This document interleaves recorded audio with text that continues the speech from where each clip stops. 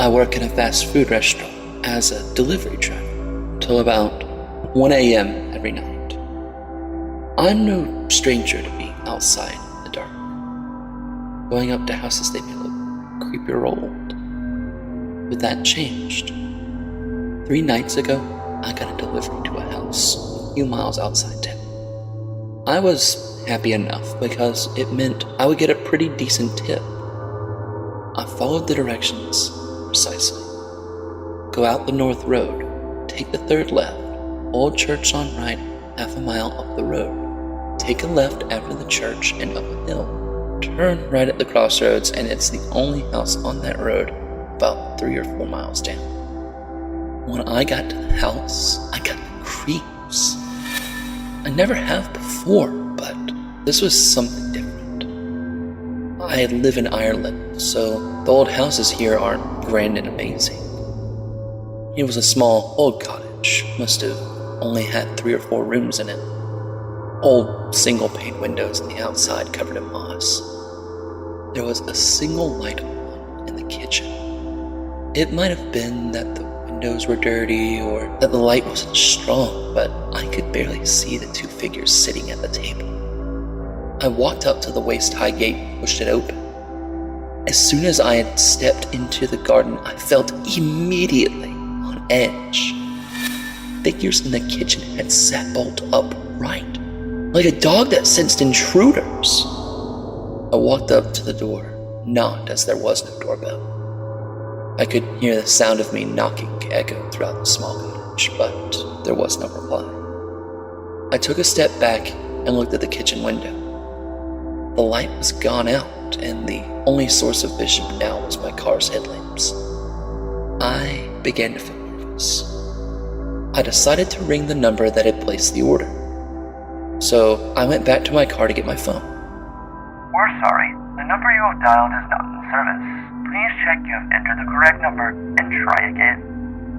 Okay, I thought. I'll try knocking one more time. I got back out of the car and the front door was wide open. At the end of the hallway, I could see the 2 figures standing with their backs facing me. They were tall and extremely thin, so tall that they had to duck to avoid the ceiling. Fuck this. It's a pretty good prank. I was out of there, but all the way back into town, I couldn't help feeling like I was being followed. Nothing worse than old Irish country roads. The overhanging trees and hedgerows on either side felt like they were concealing something that was watching. I got back to the restaurant and explained that it had been a prank call and there was nothing more said about it. When I got home that evening, I went straight to sleep. I woke up at 5:13 feeling thirsty, so I went downstairs for a drink.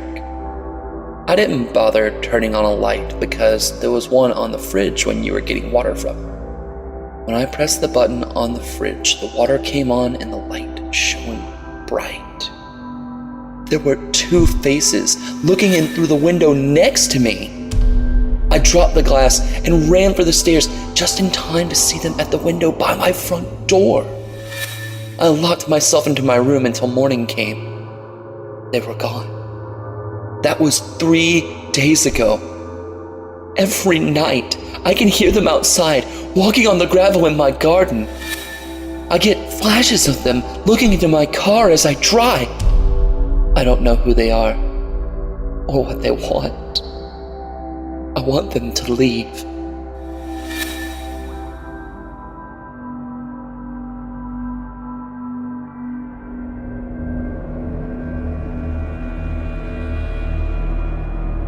Our second tale is entitled Itaewin.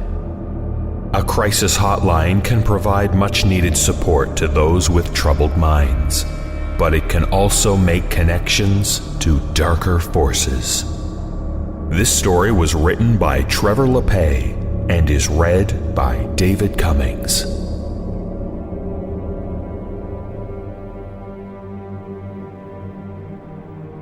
From 1987 to 1991, I volunteered at a crisis center in Alachua County, Florida. This was in Gainesville, home of the University of Florida. In 5-hour shifts, the ACCC team would answer calls from anyone who needed a non-judgmental person to talk to, and if they needed immediate help, we'd provide it if we could. As someone who struggled with depression, the death of my dad a few years prior, and various other family problems, working the phones at the ACCC was just as cathartic for me as it was for the callers. It didn't look too bad on my grad school applications either. Many of the callers suffered from real clinical disorders, but most of them were sad and lonely castaways with nobody to talk to. Each caller was treated with dignity because there are obvious suicide risks that come along with this type of work. Unfortunately, this meant that perverts and pranksters that frequented the hotline during the graveyard shift were also handled with kid gloves. I can honestly say that I've heard every type of obscene call, including breathers, moaners, wheezers, smooth talkers, and even the occasional knock-knock joke. I remember listening to this one guy spend 5 minutes on the line munching on what sounded like potato chips. No talking, just crunch, crunch, crunch. The crisis center wasn't well funded. It was the only full-time inhabitant of an otherwise vacant strip mall on the edge of town, and at night it was the only lit storefront for miles. Across the street was a notoriously seedy trailer park, and behind it was an expanse of swamps and cheap ranch land populated by misguided gator farmers and the intensely rural. The graveyard shift wasn't too bad when there were 2 or 3 volunteers, but working solo was unnerving, even for us guys. It was during one of these solo nights that I first met Eteowyn Sherdlu. Now, this was in August of 1990. I'd been putting in extra hours at night because we'd always lose volunteers at the start of the university semester. At around 3 a.m., I got my first call, which went something like this.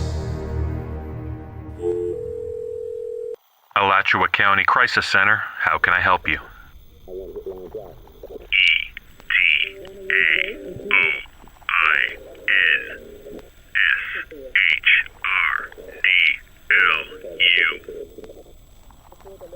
Excuse me?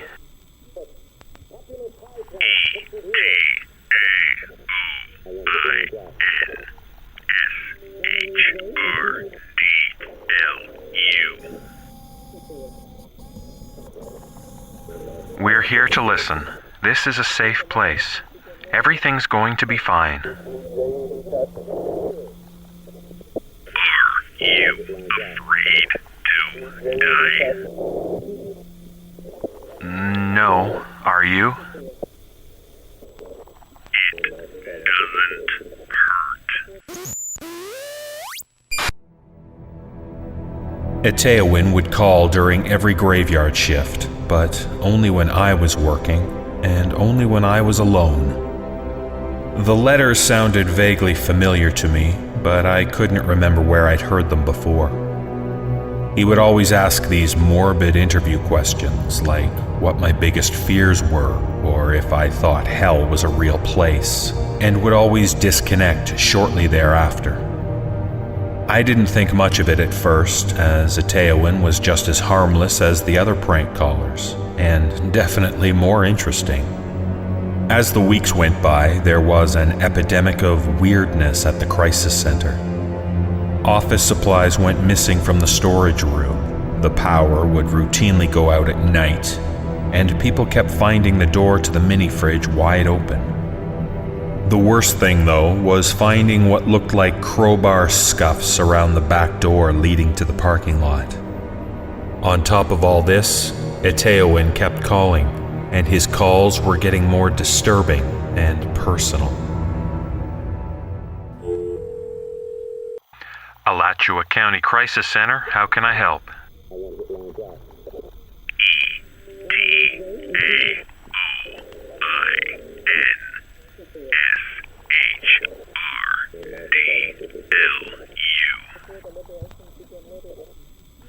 Hi, Itaewin.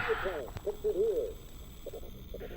you miss your dad? Where are you calling from?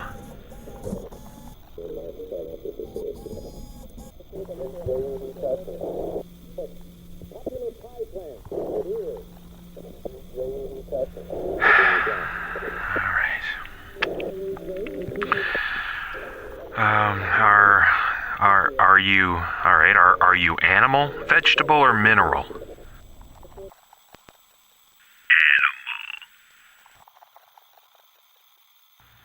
Animal. Okay, do you walk on 2 legs or 4 legs?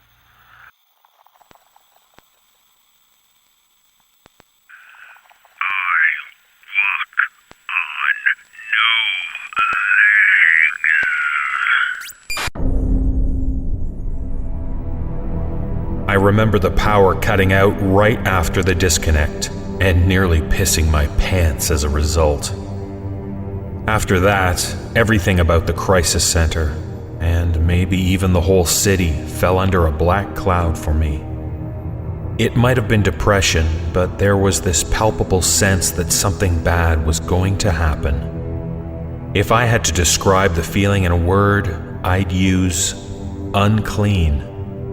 One early fall evening, I got a call from the ACCC coordinator to run the graveyard shift after the scheduled volunteer landed herself in the hospital with alcohol poisoning. I started the solo shift at midnight. It didn't go well. Amidst a spate of unusually aggressive perverts, one caller threatened to kill himself, followed by another guy who threatened to kill his wife. I kept hearing knocking sounds coming from the storage room, and the power flickered on and off every 15 minutes. 3 hours later, faithful as ever, Itaewin called. Alachua County Crisis Center. How can I help?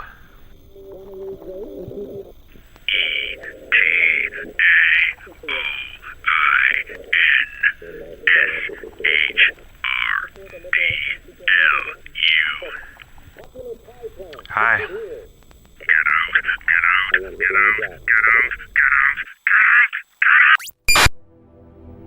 The lights cut out.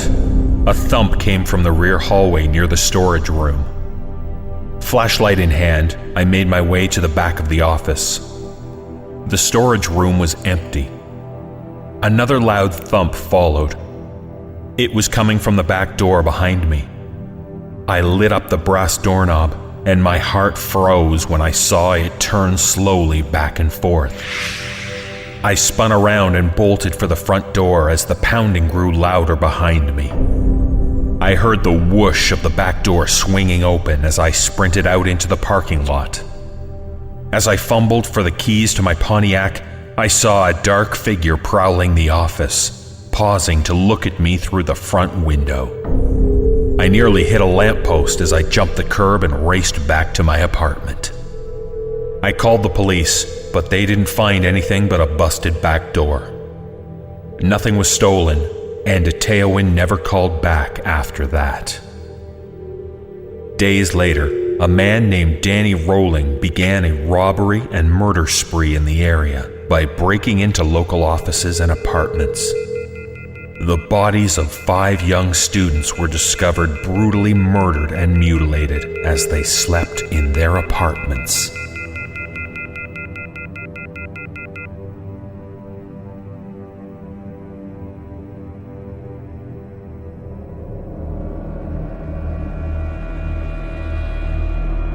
Our final tale is entitled Boxes. Reuniting with a lost friend can bring great joy, unless it also means encountering a far more disturbing secret. This story was written by D.K. Auerbach and is read by Sammy Raynor.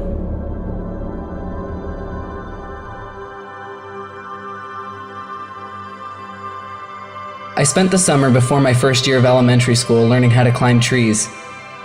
There was one particular pine tree right outside my house that seemed almost designed for me.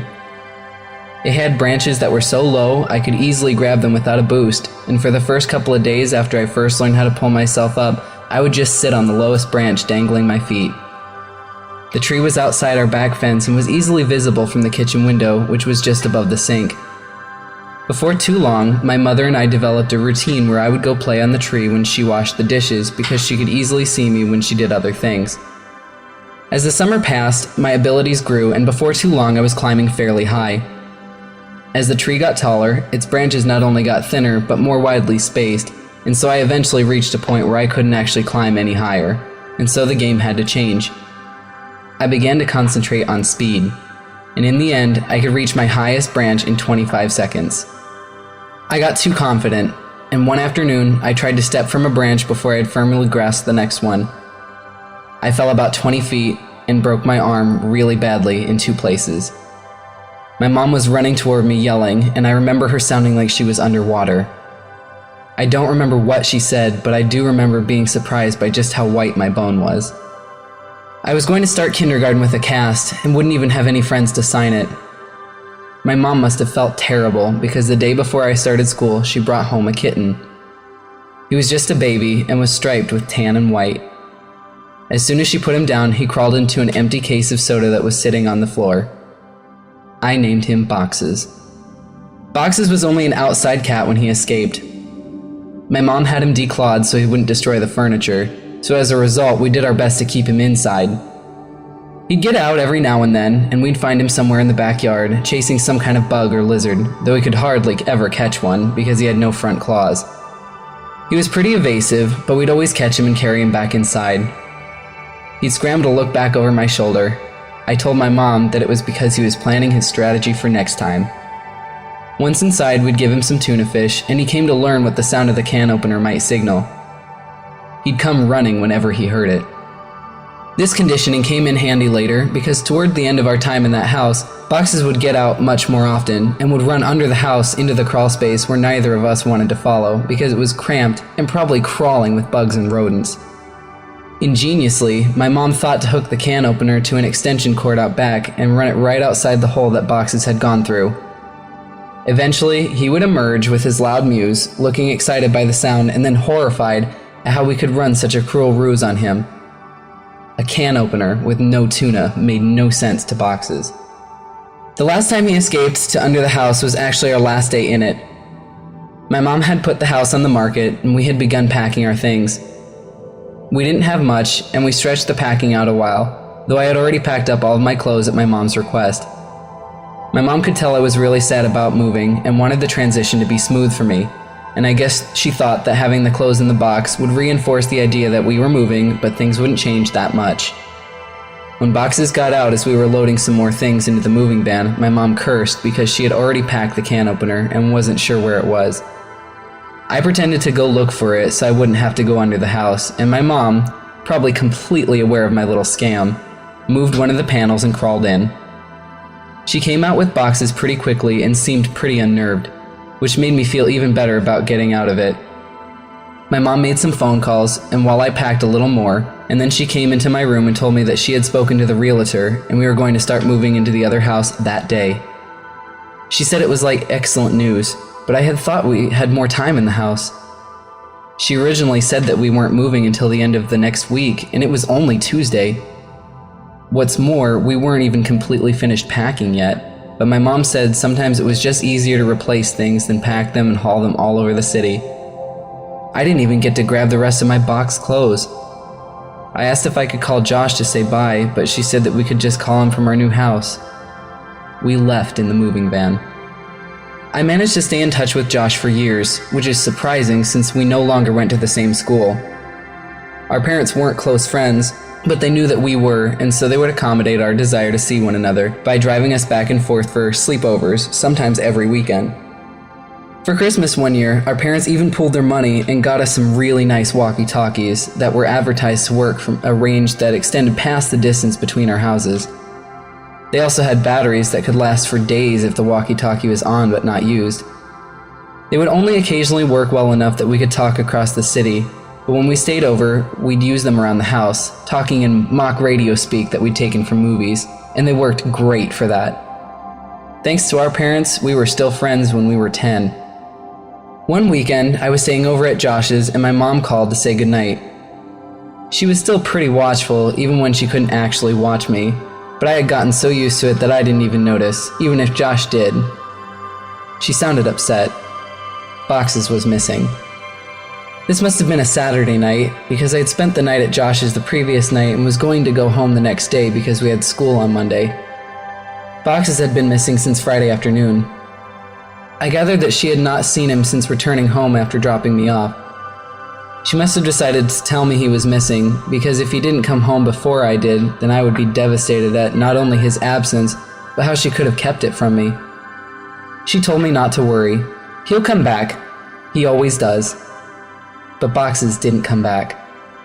3 weekends later, I stayed at Josh's again. I was still upset about Boxes, but my mom told me that there had been many times when pets had disappeared from home for weeks or even months, only to return on their own. She said that they always knew where home was and would always try to get back. I was explaining this to Josh when a thought hit me so hard that I interrupted my own sentence to say it out loud. What if Boxes thought of the wrong home? Josh was confused. What? He lives with you. He knows where home is. But he grew up somewhere else, Josh. He was raised in my old house a couple of neighborhoods away. Maybe he still thinks of that place as home, like I do. Oh, I get it. Well, that'd be great. We'll tell my dad tomorrow and he'll take us over there so we can look.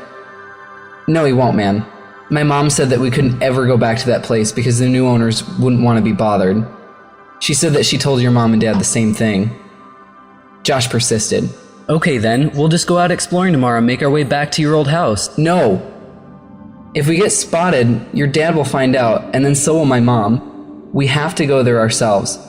We have to go there tonight.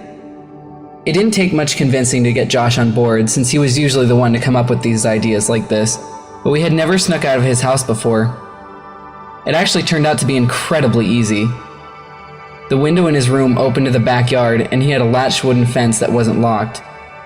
After those 2 minor hurdles, we slipped off into the night, flashlight and walkie-talkies in hand. There were 2 ways to get from Josh's house to my old house. We could walk on the street and make all the turns, or go through the woods, which would have taken about half the time. It would have taken about 2 hours to walk there taking the street, but I suggested that we go that way anyway. I told him it was because I didn't want to get lost. Josh refused and said that if we were seen, they might recognize him and tell his dad. He threatened to go home if we didn't just take the shortcut. I accepted it because I didn't want to go by myself. Josh didn't know about the last time I walked through those woods at night. The woods were much less creepy with a friend and a flashlight, and we were making pretty good time. I wasn't entirely sure where we were, but Josh seemed confident enough, and that bolstered my morale. We passed through a particularly thick patch of tangled trees when the strap on my walkie-talkie got caught on a branch. Josh had the flashlight, and so I was struggling to get the walkie free when I heard Josh say, "Hey man, wanna go for a swim?" I looked over to where he was shining the flashlight, though I closed my eyes as I did, because I now knew where we were. He was pointing at the pool float. This was where I had woken up in these woods all those years ago. I felt a lump in my throat and the sting of fresh tears in my eyes as I continued to struggle with the walkie. Frustrated, I yanked on it hard enough to break it free and turned and walked to Josh, who had partially laid down on the pool float in a mock sunbathing pose. As I walked toward him, I stumbled and nearly fell into a fairly large hole that was sitting in the middle of the small clearing, but I regained my balance and stopped right at its edge. It was deep. I was surprised by the size of the hole, but more surprised by the fact that I didn't remember it. I realized it must not have been there that night because it was the same spot where I had awoken. I put it out of my mind and turned to Josh. "Quit messing around, man. You saw I was stuck over there, and you were just laying here joking around on this float." I punctuated the sentence with a kick to an exposed part of the float. A screeching rose from it. Josh's smile inverted. He suddenly looked terrified and was struggling to get off the float, but he couldn't in a quick manner due to the awkward way he'd been laying on it. Each time he would fall back on the float, the screeching would intensify. I wanted to help Josh, but I couldn't move myself any closer. My legs would not cooperate. I hated these woods. I picked up the flashlight that he'd thrown in his thrashing and shined it on the float, not knowing what to expect. Finally, Josh got off the float and rushed next to me, looking at where I was shining the light. Suddenly, there it was. It was a rat. I started laughing nervously, and we both watched the rat run into the woods, taking the screeches with it. Josh lightly punched me in the arm, the smile slowly returning to his face, and we continued walking. We quickened our pace and made it out of the woods faster than we thought we would, and found ourselves back in my old neighborhood. The last time I had rounded the bend ahead, I had seen my house fully illuminated, and all the memories of what transpired came flooding back. I felt a skipping in my heart as we were finally turning the corner and about to face the full view of my house, remembering last time how incandescent it was, but this time all the lights were off. From a distance, I could see my old climbing tree, and as my mind traced the steps of casualty backward, I realized that I wouldn't go back here this night if that tree hadn't grown, and I was briefly in awe of how all events were like that. As we got closer, I could see that the lawn looked terrible. I couldn't even guess when it had last been mowed.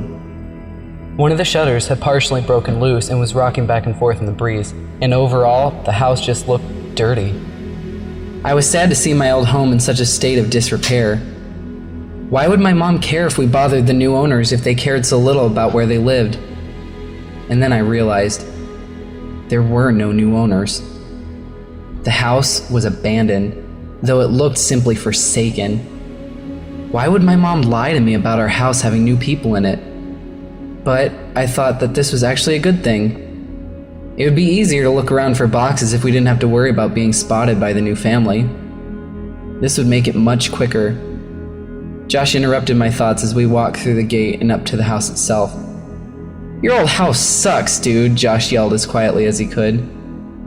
"Shut up, Josh. Even like this, it's still nicer than your house." "Hey, man. Okay. I think boxes is probably under the house. One of us has to go under and look, but the other should stay next to the opening in case he comes running out." "Are you serious? There's no way I'm going under there. It's your cat, man. You do it." "Look, I'll game you for it, unless you're too scared," I said, holding my fist over my upturned palm. "Fine, but we go on shoot, not on 3. It's rock, paper, scissors, shoot, not 1, 2, 3. I know how to play the game, Josh. You're the one who always messes up, and it's 2 out of 3. I lost. I wiggled loose the panel that my mom would always move when she had to crawl under here for boxes. She only had to do it a couple times since the can opener trick usually worked, but when she had to do it, she hated it, especially that last time. And as I looked into the darkness of the crawl space, I had a greater appreciation for why. Before we moved, she said that it was actually better that boxes ran under here, despite how hard it could be to get him out. It was less dangerous than him jumping over the fence and running around the neighborhood. All that was true, but I was still dreading doing this. I grabbed the flashlight and the walkie and began to crawl in. A powerful smell overtook me. It smelled like death. I turned on my walkie. "Josh, are you there? This is Macho Man, come back." "Josh, cut it out. There's something wrong down here." "What do you mean?" "It stinks. It smells like something died." "Is it boxes?" "I really hope not." I set down the walkie and moved the flashlight around as I crawled forward.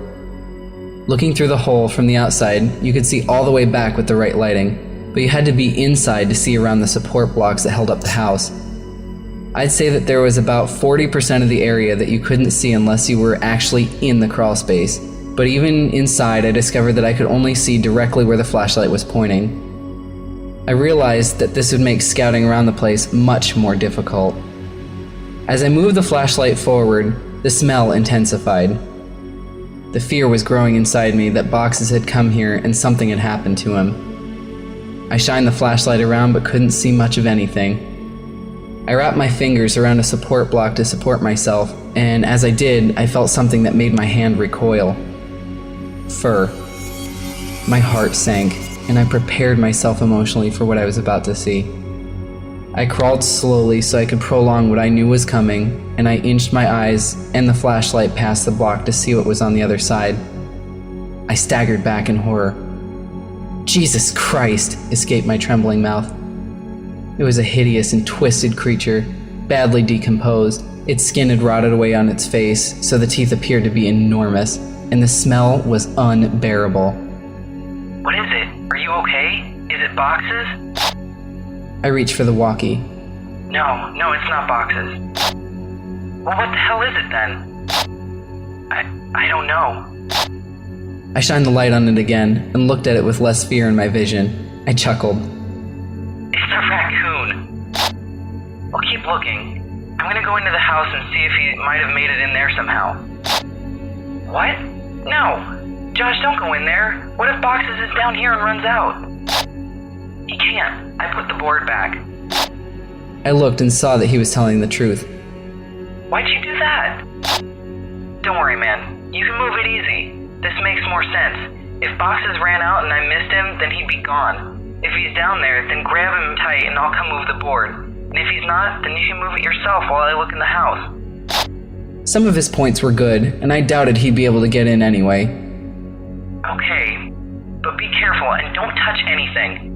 There's a bunch of my old clothes still in the boxes in my room. You can look in there to see if he crawled in one, and make sure to bring your walkie. Roger that, good buddy. I realized that it would be pitch black in there. The power would have been turned off since no one was paying the bill. With any luck, he'd be able to see from the streetlights that might cast some light inside. Otherwise, I'm not sure what he'd do.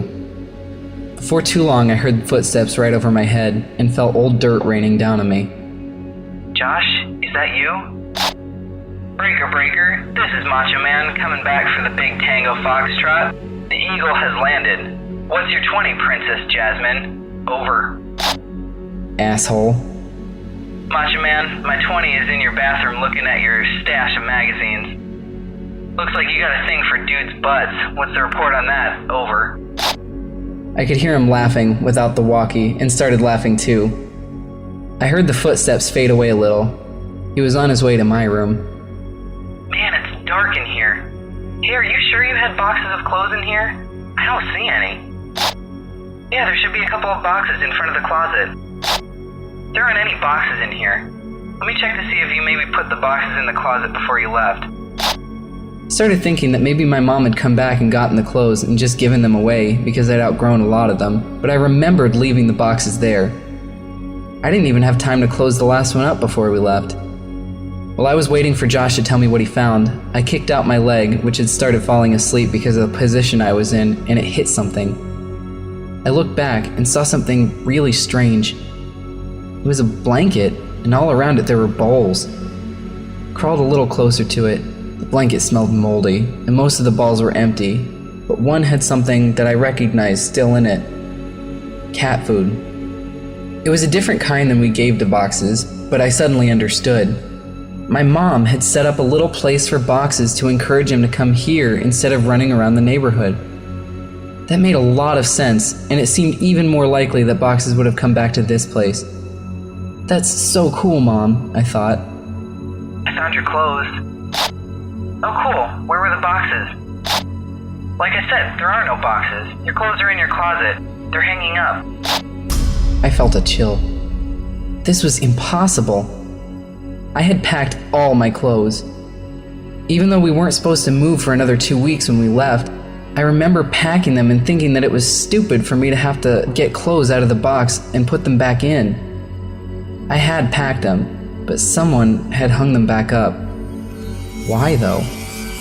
Josh needed to get out of there. That can't be right, Josh. They're supposed to be in boxes. Stop messing around and just come back outside. No joke, man. I'm looking at them. Maybe you just thought that you left them. Hey, wow! You sure like to look at yourself, don't you? What? What do you mean? Your walls, man. Your walls are covered in Polaroids of yourself. There's gotta be hundreds of them. Would you hire someone to... Silence. I checked my walkie to see if I had switched it off somehow. It was fine. I could hear footsteps, but couldn't tell exactly where Josh was going. I waited for Josh to finish his sentence, thinking that his finger had just slipped off the button. He didn't continue. He seemed to be stomping around the house now. I was just about to radio him when he came back. His voice was hushed and broken. I could hear he was on the verge of tears. I wanted to respond, but how loud was his walkie turned up? What if the other person heard it? I said nothing and just waited and listened. What I heard were footsteps. Heavy, dragging footsteps. And then a loud thud. Oh God. Josh. He'd been found. I was sure of it. This person had found him and was hurting him. I broke out into tears. He was my only friend next to boxes, and then I realized, what if Josh told him I was under here? What could I possibly do? As I struggled to compose myself, I thankfully heard Josh's voice through the walkie. He's got something, man. It's a big bag. He just threw it on the floor, and oh God, man. The bag. I think it just moved. I was paralyzed. I wanted to run home. I wanted to save Josh. I wanted to go for help. I wanted so many things, but I just lay there, frozen. As I lay unable to move, my eyes focused on the corner of the house that was right under my room. I moved my flashlight. My breath hitched at what I saw. Animals. Dozens of them. All of them dead. They lay in piles all around the perimeter of the crawl space. Could boxes be among these corpses? Was this what the cat food was for? Seeing this broke my shock as I knew I had to get out of there, and I scrambled to the board. I pushed on it, but it wouldn't budge. I couldn't move it because it was wedged in there, and I couldn't get my fingers around it since the edges were outside. I was trapped. God damn you, Josh, I whispered to myself. I could feel thunderous footsteps above me. The house was shaking. I heard Josh scream, and it was matched by another scream that wasn't full of fear. As I continued pushing, I felt the board move, and I knew it wasn't me who was moving it. I could hear footsteps above me and in front of me, and shouting and screaming, filling the brief silence between the footsteps. I moved back and held my walkie, ready to try and defend myself, and the board was thrown to the side and an arm shot in and grabbed for me. Let's go, man, now. It was Josh. Thank God. I scrambled out of the opening, holding the flashlight and the walkie. When we got to the fence, we both jumped it, but Josh's walkie fell. He reached for it, and I told him to forget it. We had to move. Behind us, I could hear yelling, though they weren't words, only sounds. And we, perhaps foolishly, ran for the woods to get back to Josh's quicker and be somewhat harder to follow. The whole way through the woods, Josh kept yelling, "My picture! He took my picture!" But I knew the man already had Josh's picture, from all those years ago at the ditch. I suppose Josh still thought those mechanical sounds were from a robot. We made it back to Josh's house and back into his room before his parents woke up. I asked him about the big bag and if it really moved, and he said he couldn't be sure. He kept apologizing about dropping the walkie at the house, but obviously that wasn't a big deal. We didn't go to sleep, and we sat peering out the window, waiting for him. I went home later that day, as it was about 3 a.m. already. I told my mom the basics of this story a couple days ago. She broke down and was furious about the danger I'd put myself in. I asked her why she made all those things up about bothering the new owners to stop me from going. Why did she think the new house was so dangerous? She became irate and hysterical, but she answered my question. She grabbed my hand and squeezed it harder than I thought her capable of and locked her eyes onto mine, whispering as if she was afraid of being overheard. Because I never put any fucking blankets or bowls under the house for boxes. You weren't the only one to find them. I felt dizzy. I understood so much now. I understood why she had looked so uneasy after she brought boxes out from under the house on our last day there. She found more than spiders or a rat's nest that day. I understood why we left almost 2 weeks early. I understood why she tried to stop me from going back. She knew. She knew he made his home under ours, and she kept it from me. I left without saying another word, and didn't finish the story for her. but I want to finish it here, for you. I got home from Josh's that day and threw my stuff on the floor, and it scattered everywhere. I didn't care. I just wanted to sleep. I woke up around 9 p.m. to the sound of boxes meowing. My heart leapt. He'd finally come home. I was a little sick about the fact that if I had just waited a day, none of the previous night's events would have happened and I'd have boxes anyway. But that didn't matter. He was back. I got off my bed and called for him, looking around to catch a glint of light off of his eyes. The crying continued and I followed it. It was coming from under the bed. I laughed a little, thinking I had just crawled under a house looking for him, and how this was so much better.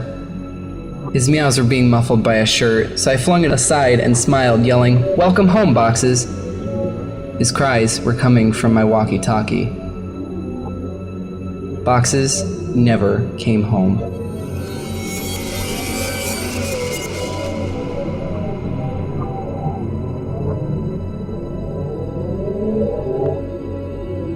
Happy birthday to you. Happy birthday to you. Happy birthday, dear Marty. Happy birthday to you. As our small chorus died down, Marty leaned in, long blonde hair held against his chest to keep it away from the 26 candles crammed into the cake top, and blew. The flames flickered, clung to their wicks for a second more, then snuffed out into little swirls of smoke that momentarily framed the birthday boy's smile. I never cared for the way Marty smiled.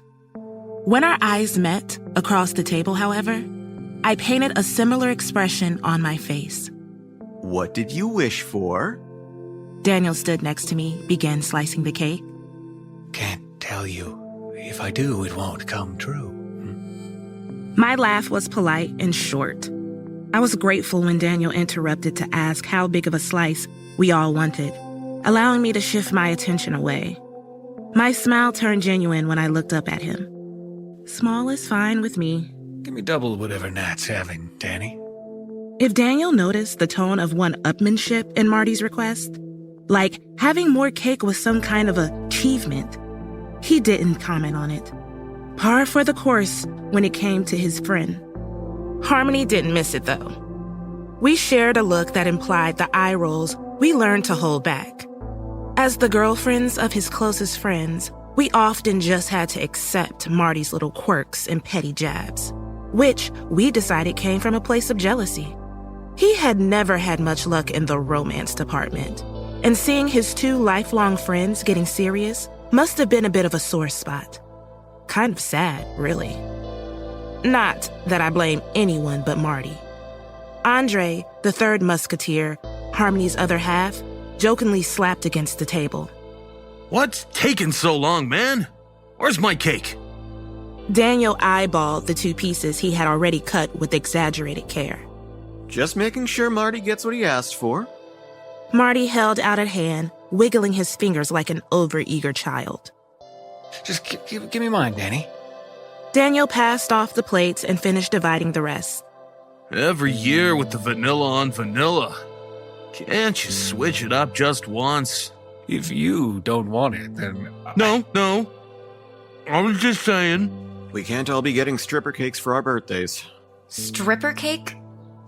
Harmony's eyebrow went up, and she turned sharply to her boyfriend, who leaned defensively away. That was years ago. I didn't even know you then, babe. Yeah, it better had been. Otherwise, I hope it was baked with room for two, because you're not coming home with me tonight. Despite the obvious levity in her threat, Marty piped up with a scoff. Oh, now, don't be such a prude, Harm. It was just a joke. She was fat, anyway. What's that got to do with anything? Jeez, are you gonna get all sensitive on me now? Who's being sensitive? He didn't mean anything by it. It was just a dumb thing they did for my 21st. Harmony stabbed her fork into her cake and twisted it. As much as we both tried to avoid letting Marty get under our skin, he found ways to wriggle in. Nothing seemed to please him more than poking sore spots. Finding out Harmony was sensitive about weight had opened up the floodgates for his juvenile brand of humor. A muted tension settled over our little party. The scrapes of utensils across plates took the place of conversation. To avoid the awkward silence, I shifted my gaze from the crowded table, really too small for all of us to be sharing in an apartment's breakfast nook, and looked around the joint, kitchen, and living area.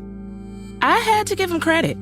For all his faults, Marty really kept a tidy home, even if his style didn't mesh with mine. His furniture was dark, his decorations darker. A cage with a pair of bird skeletons hung in one corner. His bookshelf was lined with thick leather-bound books held upright by skull ends. Framed paintings depicting hellish landscapes and terrible creatures were arranged in neat rows over his TV. When I first asked, "What's the deal with all the weird stuff?" Daniel said he'd been into that kind of thing since they were kids. It was just a part of who Marty was. A creep? I silently concluded. Marty broke the silence, licking icing off his upper lip. Hey, Harm, give me more soda. Before she could argue, he held out his glass and grinned. It's my birthday. She swiped the glass and pushed back from the table with a huff. Only because it's your birthday. You're a peach. He lifted his hand like he meant to smack her backside as she skirted past. She jerked to the side, scowling, but continued to the fridge for his drink. Don't push it too much. She might mix up the Coke and Clorox. Marty loved to see how far he could push things before his friends put their foot down, and Andre was drawing to the obvious line. The guys laughed. I pulled my lip into a thin line. I didn't see what was so funny about making us so uncomfortable.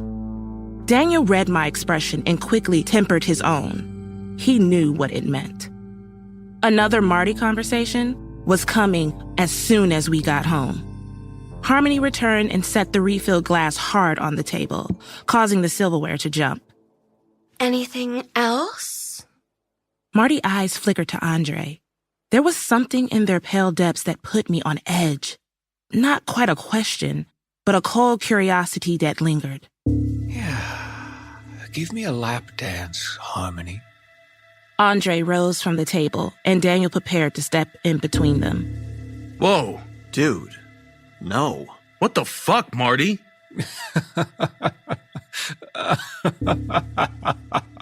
I'm just kidding. Come on, do I really have to say, no, don't give me a lap dance, Harmony? I couldn't even enjoy the guys finally putting Marty in his place. My attention was on Harmony. Had I been the only one to see her start to stand up? Not in anger, but with a coy smile and a sway to her hips? The moment he retracted the request, though, she plopped back down, her eyes wide. The color had drained from her face, leaving her cheeks swallow with the greenest tinge. I thought she was about to throw up. Harm? You okay? Her fingers splayed across her mouth. I was going to do it. I was actually going to do it. I shook my head in disbelief. What? She swallowed hard, as if she was trying to force her horror back into her gut, and leapt upright. I didn't want to, but I was going to. What the fuck? Andre, we're leaving. Andre had finally noticed how shaken she was and stepped around the table towards her. You okay, babe? We just need to go. Now. Her gaze went to Marty, who sat back in his chair, arms crossed over his chest. Don't ruin my party over a joke. Not the time, Marty. Get your shit. We're going. Okay. Just give me a sec. Now, Andre. I gently wrapped my arm around her shoulder. Come on. I'll walk you down while he gets your coats and stuff. Such a drama queen. You really want to make an exit? Fine. Take a running jump out the window, Harmony. What is with you today? Shut the fuck up, Marty. You're not funny. While they stood over their friend, who stared smugly up at them, Harmony wrenched herself away from me. No. But she was already dashing away from me, towards the nearest window. I fumbled to grab her, but she pulled sharply away. The guys turned to see her push off from the ground. Harmony! Our voices ranged in time with the crash of the glass as Harmony dove headfirst through it.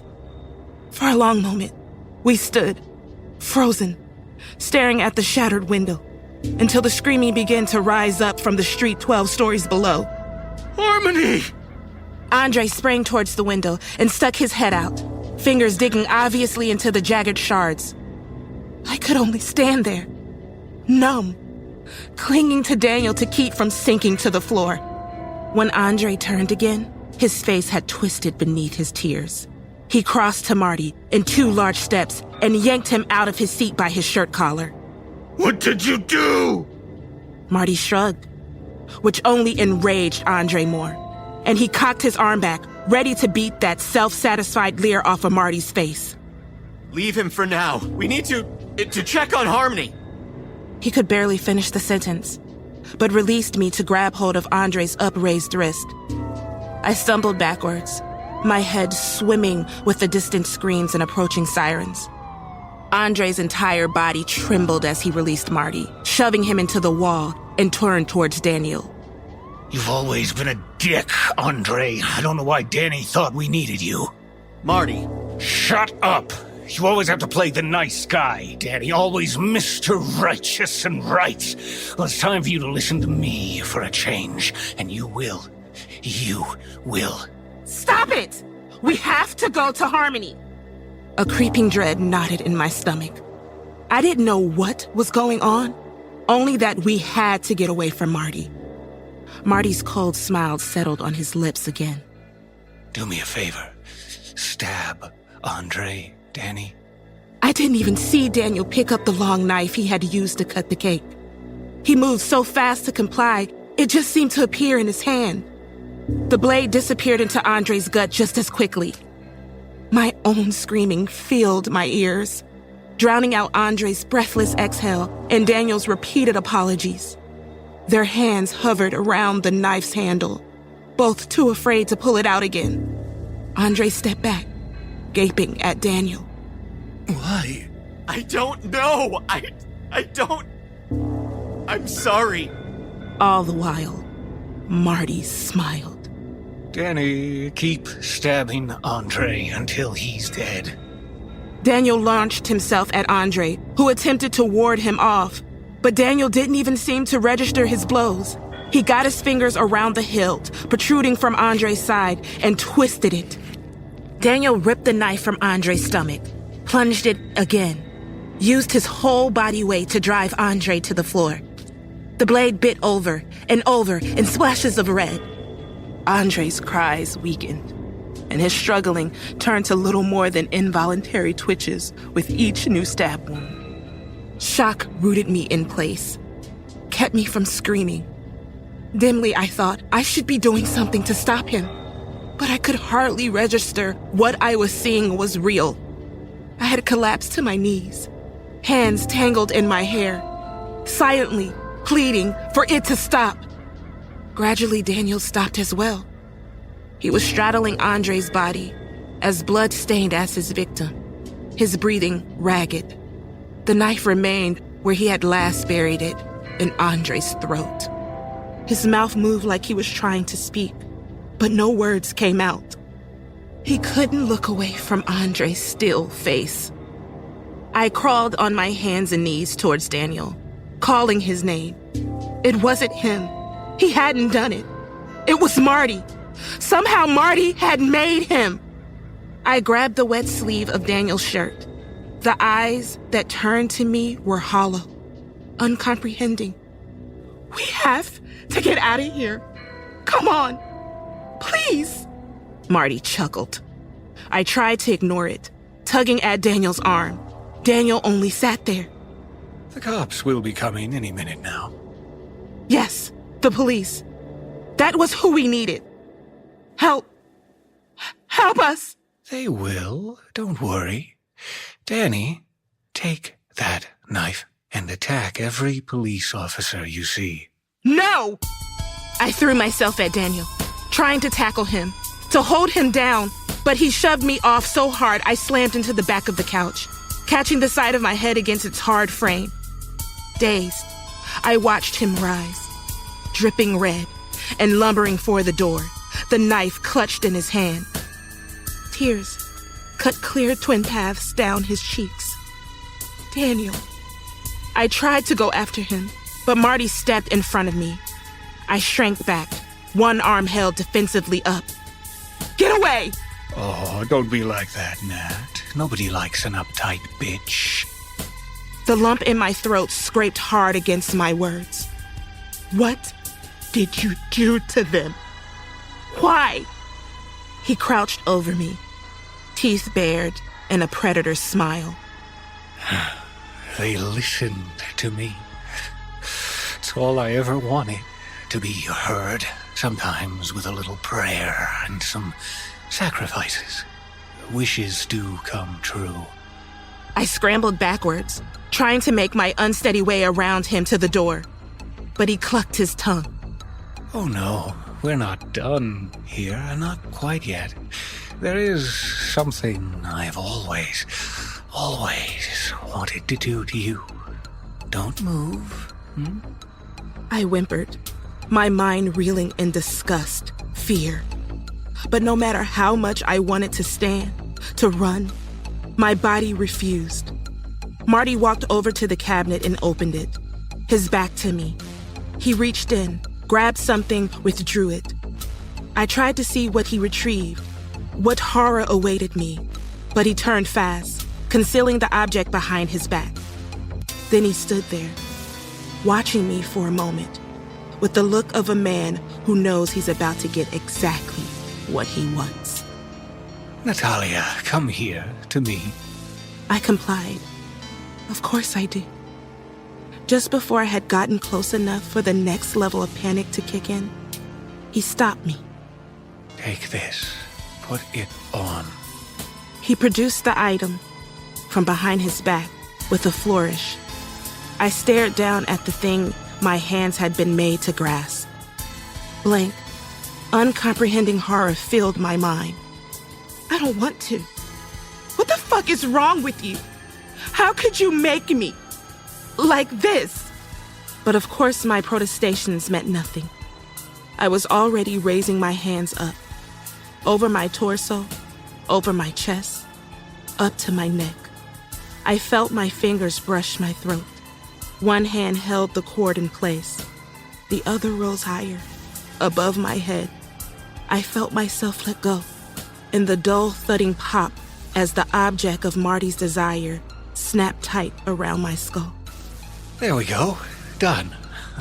A party hat? You made me wear a party hat? Why have you always wanted to do this to me? Oh, this was just to set the mood. I'd bought them especially, but forgot to get them out in all the, excitement. Seemed a shame to waste them entirely. No. There is something else I've always wanted to do to you from the first moment I laid eyes on you. A new fear swelled in my belly. When would this be over? My body tensed in fear. My fists clenched. My toes pressed into my shoes. And then I realized I could move. I could move. I could run. I had performed his most recent command, and I was getting the fuck out of there. But the realization came too late. With his lightning-fast reflexes, his deft fingers, he reached out and prodded me gently on the nose. Boop. Then Marty gave a satisfied smile. I stood there for a moment, stunned, unable to react, to process anything. I looked at Marty's face, but he just gazed dreamily over my shoulder. I think a few seconds passed before I even took the first step backwards. Like I couldn't accept that there wasn't more. There had to be more. But Marty showed no signs of speaking or moving. So I did. 1 step backwards. 2, 3. And then my body took over. Not through Marty, not through his control, but through my own survival instinct. I turned and began to run. Towards the door, towards the broken window through which drifted the sounds of police radios of men shouting. Daniel was down there. I hadn't heard any gunshots. He could be alive. But I couldn't think about him, or Harmony, or Andre, or anyone but myself, to make sure I could get far enough away from Marty so as if not to hear from him if he snapped out of his trance and called me back. And then I did. I did hear him. His voice sounding over the chaos from outside, louder now. I felt my body falter, as if it was resigned to give into him simply because my brain had recognized he was starting to speak. And I heard the words. The last thing I heard Marty say before I flung open the door, darted out of the apartment, and thundered down the stairs to face whatever waited below. Happy birthday to me.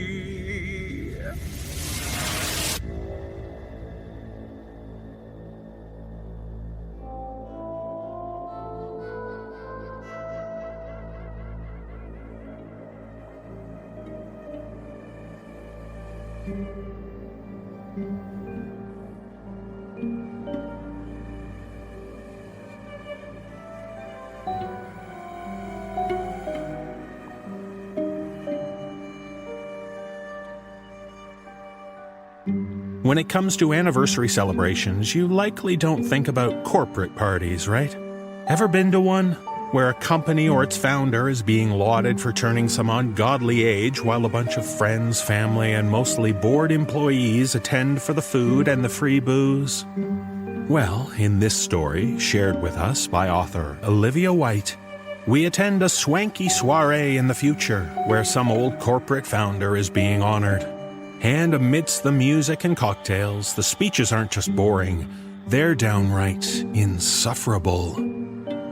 Performing this tale are Graham Rowett, Jeff Clement, Sarah Thomas, Aaron Lillis, David Alt, Alexandra Cruz, Erica Sanderson, Jessica McAvoy, and me.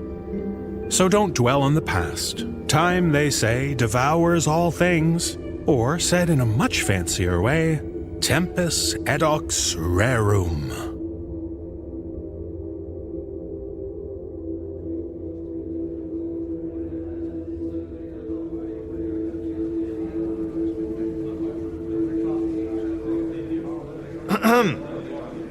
Hello! Hello! Good evening, one and all. It's just so wonderful to see so many friends and family here tonight. It means so much to me, to all of us at Winterstone Industries, that you'd attend. Every seat filled. Exactly 100 guests. And speaking of 100, it's time for the man of the moment to make his appearance. Aura, wheel the boss man out. Honored guests, I bring you a man who needs no introduction. My dear great-grandfather, Leonard Warren Wintermere. Yes, thank you. Thank you all. Wonderful to be here at another lavish party in my honor. Gosh, feels like only a year ago when we had the last one. It was a year ago, Grandpa. Yes, I know. Little joke, you see. 100 years old in my mind, still as sharp as a man 75 years my junior. My exact age. Well, you certainly are sharp, Grandpa. So, esteemed friends, you've already dined on the exquisite courses. But more importantly, you've already seen our Winterstone Industries presentation. Gosh, hasn't Grandpa got it all covered? Sustainable, energy-based technology and transport through our company, Parasolitech. Deep-sea ocean study, the likes of which the world's never seen before, via Marianic Echo. And of course, my personal baby, our pharmaceutical and medical technology company, GenV Medical. I don't think it's an exaggeration to say that with the founding of GenV Medical, Grandpa has changed the world. The diagnostics, the patient care, the cures. And I am as honored today to be director of GenV as I was 2 years ago when Grandpa appointed me. Well, of course. My mind might be sharp as ever, and my body stronger than any 100-year-old man could have dreamed of 20 years ago. But medical advancement is still a young man's game. We haven't quite cured the aging process, I'm afraid. Yet. But speaking of medical advancements, when will I be able to persuade you to switch that old, rickety wheelchair for one of our state-of-the-art gen riders? Psh, this old girl's all I need. Sometimes the old ways have a reason to stick around. Like you. But even if we can't persuade Grandpa to try out a new chair, at least he's willing to take our gen stim. Sharp mind, sharp focus, stay young, whether your body wants you to or not. Tempus sedax rerum. Sorry, what was that, Grandpa? I said, I thought this was my birthday party, not a corporate presentation. Come on! Where's the celebrating? Where's the spectacle? Last year we had a delightful girl in a bikini busting out of a cake. I want to top that this year. Perhaps by her not wearing one. I'm afraid our dear regular Petra Von Cream wasn't available this year. Oh, really? Well, darn. Her performances are the only action an old man like me sees all year. Other than watching my delightful assistant and nurse, Aura, bend to retrieve something I've accidentally dropped, of course. Oh, gosh, he's kidding.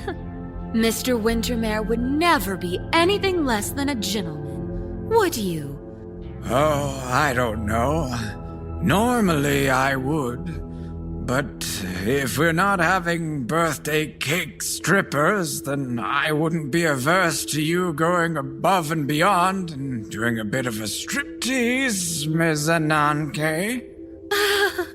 I'm sure everyone here can do without that. Are you kidding, woman? You're what we used to call a tall glass of water back in my day. Oh, it's just the heels. I'm not tall at all. Just 5'6". You're tall to a man in a wheelchair, my dear. And your height really isn't the issue here. It's your extremely good body. Your perfect round eye. And maybe we should move on. Or I could demand that you remove your dress. Or I'll remove your job.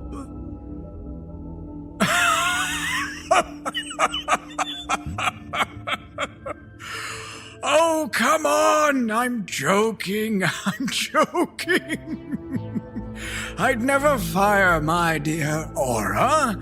She's indispensable. I'm not sure I could live without her. Well, that's incredibly sweet of you to say, Mr. Wintermere. But also, yes, we should move on. Quickly, because while we may not have Miss Petra Von Cream, we do have some extremely special guests for you tonight, Grandpa. Guests you may not have seen in a while. Ooh, I wonder who they could be. Well, Miss Ananke and our esteemed audience, when I spoke of Witherstone Industries' company portfolio, you may have noticed a specific, very extremely popular brand of ours missing from the list. Cardiogram. As you said earlier, Grandpa, we haven't yet cured the aging process. But we have, in a manner of speaking, mastered resurrection. Until the last decade or so, the idea of seeing a loved one again seemed impossible. And then holographic tech came along, able to recreate and portray your loved ones exactly as you remembered them. Assuming you remembered them as jerky, flickery, and just a bit pale blue.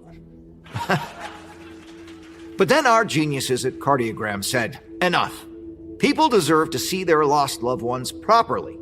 And now, just a few years later, our patented real hollow technology brings your nearest and dearest back as almost perfect simulacra. Higher fidelity, richer, proper color, audio which can almost identically match a person's exact vocal code, regardless of the source. Across the world, cardiogram booths are more popular than ever. 25 seconds with a near perfect recreation of someone you lost. 25 seconds, no more. The perfect amount of time before the human brain is able to start processing the hologram as anything other than wholly real. But 25 seconds, that's not long, is it? So we've been striving for more. And today, for the first time, I'm proud to announce to all our living beloved here and to the whole world that we haven't extended the time limit. We have eradicated it! Debuting today, you will bear witness to the latest in cardiogram advancement. Indefinite holographic reproductions of your departed loved ones that are imperceptible from the real deal. Perfect recreations. And who better? Who more deserving of the first public visitation than the man who started it all, Mr. Leonard Warren Wintermere? The cameras are rolling. This event is televised. We are live on networks across the world. So shut down the lights and let me introduce our first guest. Grandpa's older brother, Corporal Virgil Wintermere. Younger bro. You're looking well. At ease, Private. War's over. What's done is done. Oh, Virgil. My dear Virgil. It's you. I have so much to say. He's gone. I wanted more time. I had to bring him back. You said indefinite. Yes. I'm sure we can arrange a visit from Virgil again, but we have a guest list and a time frame to stick to.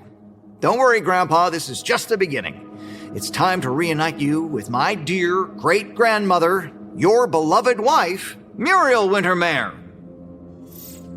Leonard? Muriel, my dear, you look ravishing. Yes, it does appear they've smoothed out a few of my wrinkles. You always were nagging me to get more work done. And I said, Leonard, there's only so much a plastic surgeon can do for a 65-year-old. Well, I'm glad they brought me back looking how I did when you were still attracted to me. Wait, Muriel, I always loved you. Halden, bring her back. I need to tell her that. She knows how you loved her, Grandpa. I'm sure she's been watching over you this whole time. Again, maybe we can see her later. As you all know, Grandpa had 2 children with Muriel. The firstborn was his beloved son, Walter Wintermere. Rest his soul, conceived on the day World War II ended, they say. Oh, Walt. My dear Walt. Yes. Alas, limited time, so we can only pick one apple from his eye. Allow me to welcome my dear grandmother, namesake of Gen V Medical, Genevieve Wintermere. I'm sorry I'm not Walt, Father. I kept the family name when I married, like you insisted. I hope you're proud of me for that. It's Genevieve, not Walt. Genevieve.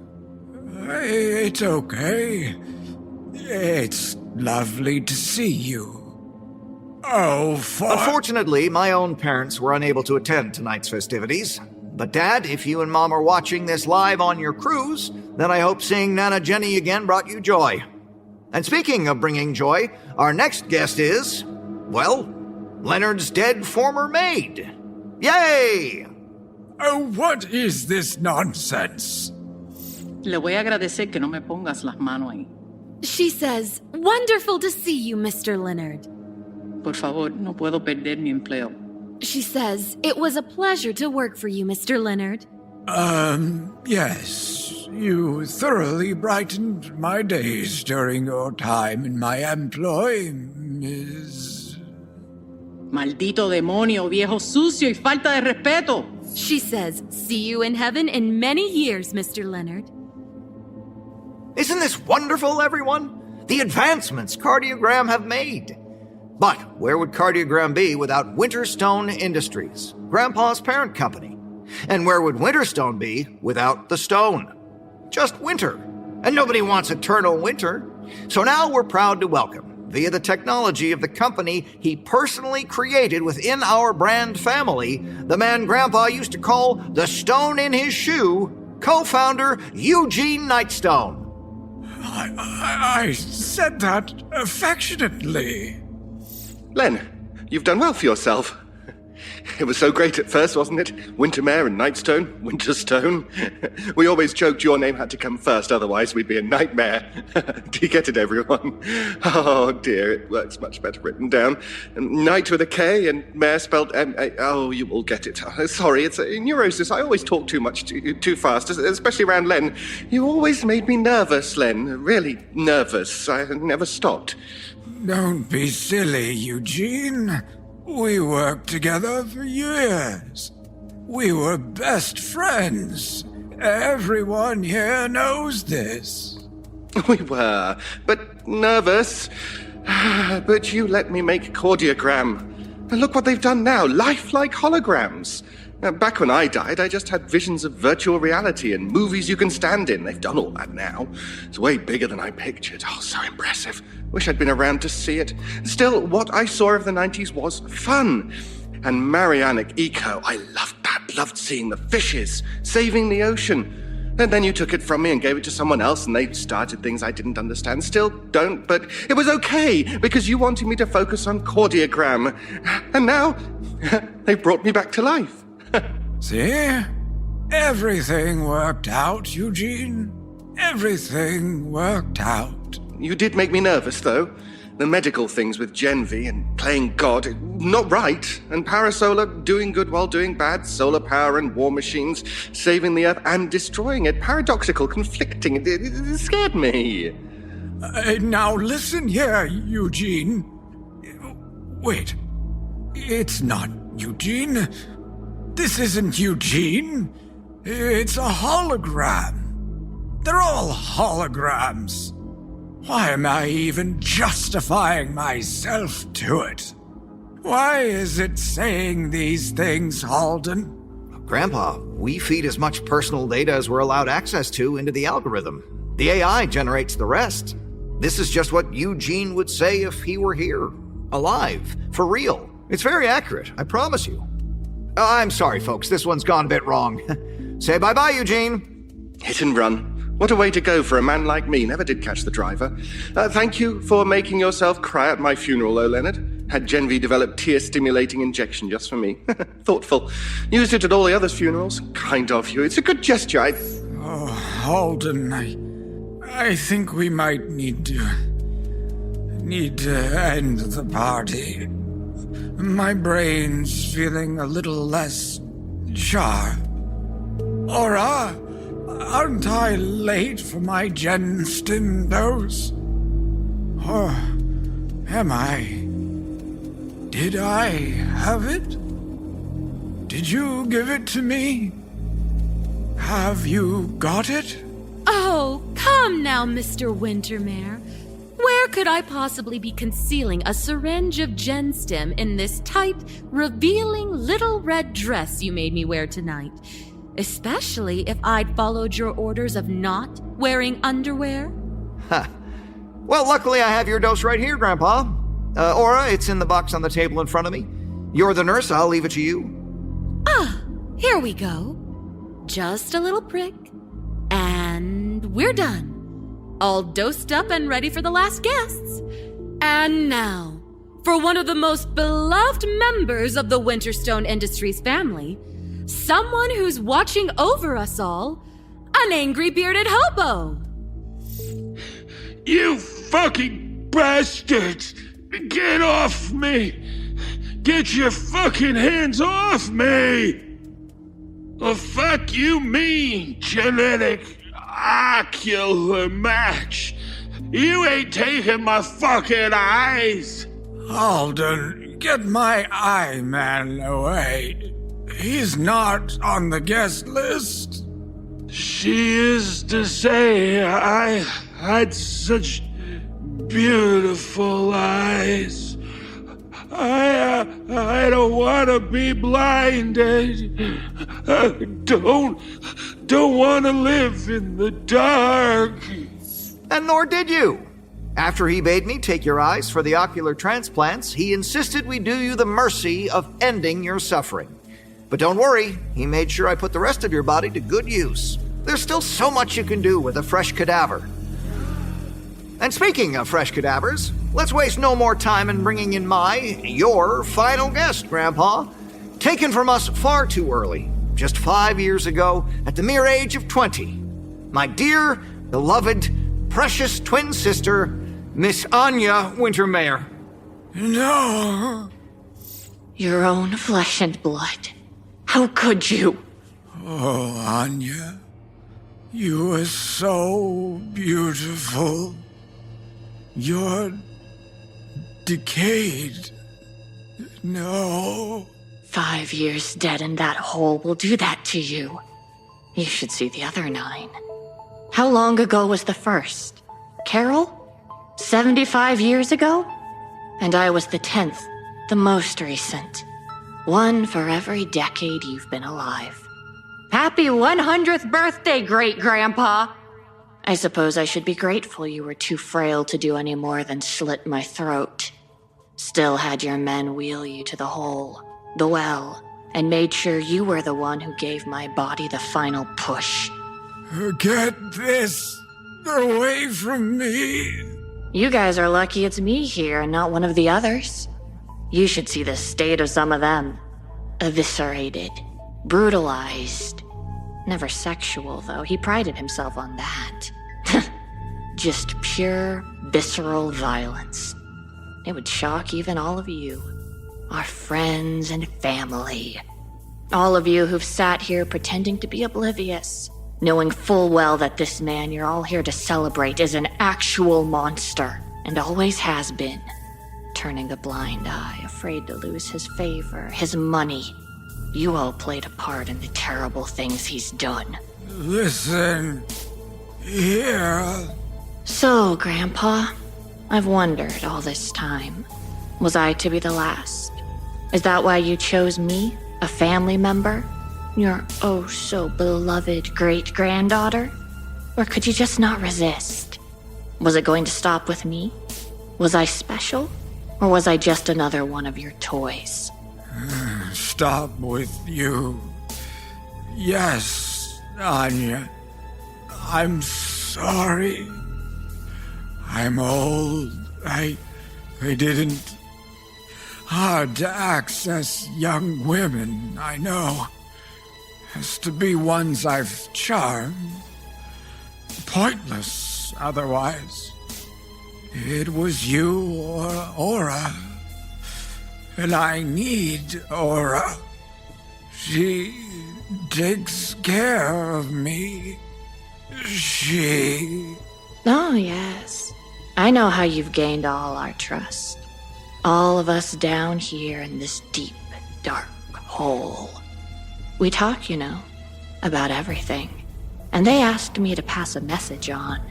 Anya... You will pay for what you've done for the rest of your miserable life! 5 years it took me. Leonard Warren Wintermeyer. 5 long years to prove you killed my sister. I knew. Of course I knew. But I couldn't prove it. Your henchmen, your little goons who set this up for you now, you're too old and pathetic. They're well trained. Impossible to get them to talk, even under torture. You never wondered, never even noticed how many have disappeared over the last 5 years? Is everyone disposable to you? Ha! I guess I can't criticize. At this point, my body count's higher than yours. I tried and failed to break so many of your lackeys who might be able to offer me proof you killed Anya. And in the end, it was Aura, my dear, dear partner in crime. The one person who hates you almost as much as I do. And all she had to do was find your diary. Your grotesque, repulsive kill diary you've kept since you first murdered a woman just because you could. The one hidden in the secret compartment. You know, when you pull the light fixture? How? That's... Oh, I'm very observant and very good at hiding cameras. Halden only discovered how much I despise you recently. Confided in me about Anya. Didn't take long to find the evidence he needed after that. And I had no idea you'd murdered women for the fun of it. And I still hated you from the bottom of my heart. But, Aura, why? I know I've been unseemly, but I've paid you so well. Never hurt you. What did I do? Who did I hurt to make you hate me so? Oh, you want a backstory? A deep, dark motive for revenge? Okay, here you go. Nothing. There is nothing. I didn't even know about any of the evil shit your company's got up to until Halden told me. The fact is, I hate you because you are a despicable, disgusting human being. You treat me like an object. You treat everyone around you like objects. And you treat yourself like a god. That's it. That's all. I hated you because you deserve to be hated. And when I found out the depths of your depravity, that's when I knew you deserved to be ruined. And speaking of ruining, I could have ruined you 1,000 times over, Lenny, old man. For years. But I didn't. Because it had to be Anya. It had to be her who brought your ruination. For her. For her vengeance. And then, once it could be her, that's when I revealed everything else. To the world. We're live on TV, remember? But of course I also revealed it to the law. Every evil thing you've done. But revealing me... Wait, Halden! Where did you go? Revealing you would reveal my complicity, yes. Aura, you've been a wonderful ally and confidant, and I'm sorry I deceived you. I promised I'd turn myself in, too. But the fact of the matter is, I'm a winter mare. I'm not a good person either. Right now, I'm broadcasting to you live from a hidden location. You won't find it. I spent a few years preparing for this. Preparing the labs and equipment and staff I need to continue what I've achieved. But first, let me just say, didn't I promise you all the reveal of indefinite, perfect holograms? Well, I think mine had you all fooled this entire presentation, didn't it? And don't worry, I've ensured that Cardiogram won't be ruined. They've always been separate from the evil, just as Eugene would have wanted. And tonight, the final contract was signed. Cardiogram is no longer part of the Winterstone Industries family. New owners. This wonderful tech will be released to the pub. Halden. It's a shame Gen V will be destroyed. We've made so many advancements. Just, ethics matter, apparently. But this is why I couldn't keep my promise to you, Aura. Why I have to remain free. You'll understand shortly. Meanwhile, Leonard, I've arranged the timing with certain friends in law enforcement. And I know there are plenty others here tonight who'll be implicated in Leonard's crimes. I suggest the rest of you remain in your seats. The law's been ordered to shoot on sight if they see anyone trying to flee. But you, Leonard, you're being kept alive. You're going to suffer for years. You're going to prison for a very, very long time. Halden, you brat. I'm 100 years old. I haven't got a very, very long time. And without Gen V, without Gen Stim... Oh yeah, that's my last thing. My real birthday present to you, Leonard. What Aura injected you with before, I'm sorry for deceiving you again, Aura, wasn't Gen Stim. Earlier, you said we haven't cured the aging process. And I suppose you were right, because we haven't. But I have. Without you. And I haven't just cured it, but I've reversed it. It's not perfected yet. It needs a little tweaking, and this is why I've got to stick around and stay free. But the dose of compound edicts you were given is most definitely working. I'm looking at your bio readings right here, and the change should occur about Now. Ah, there we go. Doesn't he look good? Compound Edicts has given him the body and health of a man, 75 years younger. Unfortunately, it can't heal everything yet. You still won't be able to walk. Spinal cord injuries aren't quite covered yet. Again, more work I gotta stick around for. But in terms of health and lifespan, you're good to go. I hope you enjoy those long, long years ahead of you. I know I will. I'll be spending them playing God.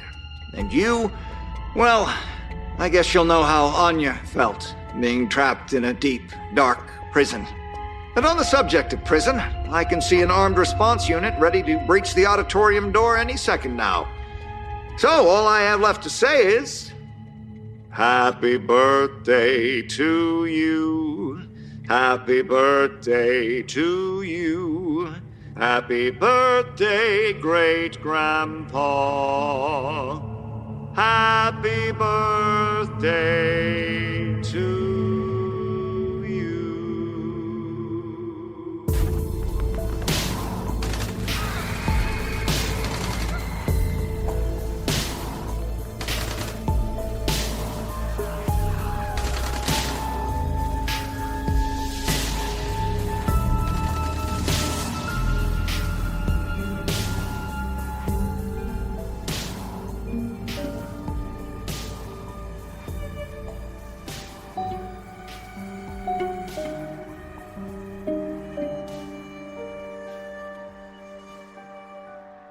In our final tale, we celebrate an event that takes most people 4 years of hard work before they can be commemorated: a high school graduation. Most schools have their own traditions which take place each time a graduating class is honored. School songs, unique ceremonies, and perhaps some playful hijinks. But in this tale, shared with us by author A.C. McAnally, we learn of one school and the town it serves, which makes their graduating class pay a very severe price. Performing this tale are Kyle Akers, Nicole Goodnight, Graham Rowett, Nicole Doolin, James Cleveland, Ellie Hirschman, and Atticus Jackson. So be thankful if you just had to endure long speeches and silly mortarboards on your head. That's far better than Fulton High School's commencement ceremony.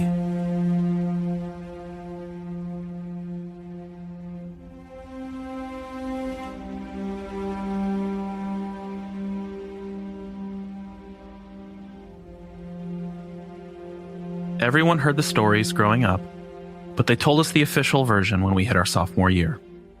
Mayor Tomlinson stood on the stage in our small cafetorium to my class of less than 100.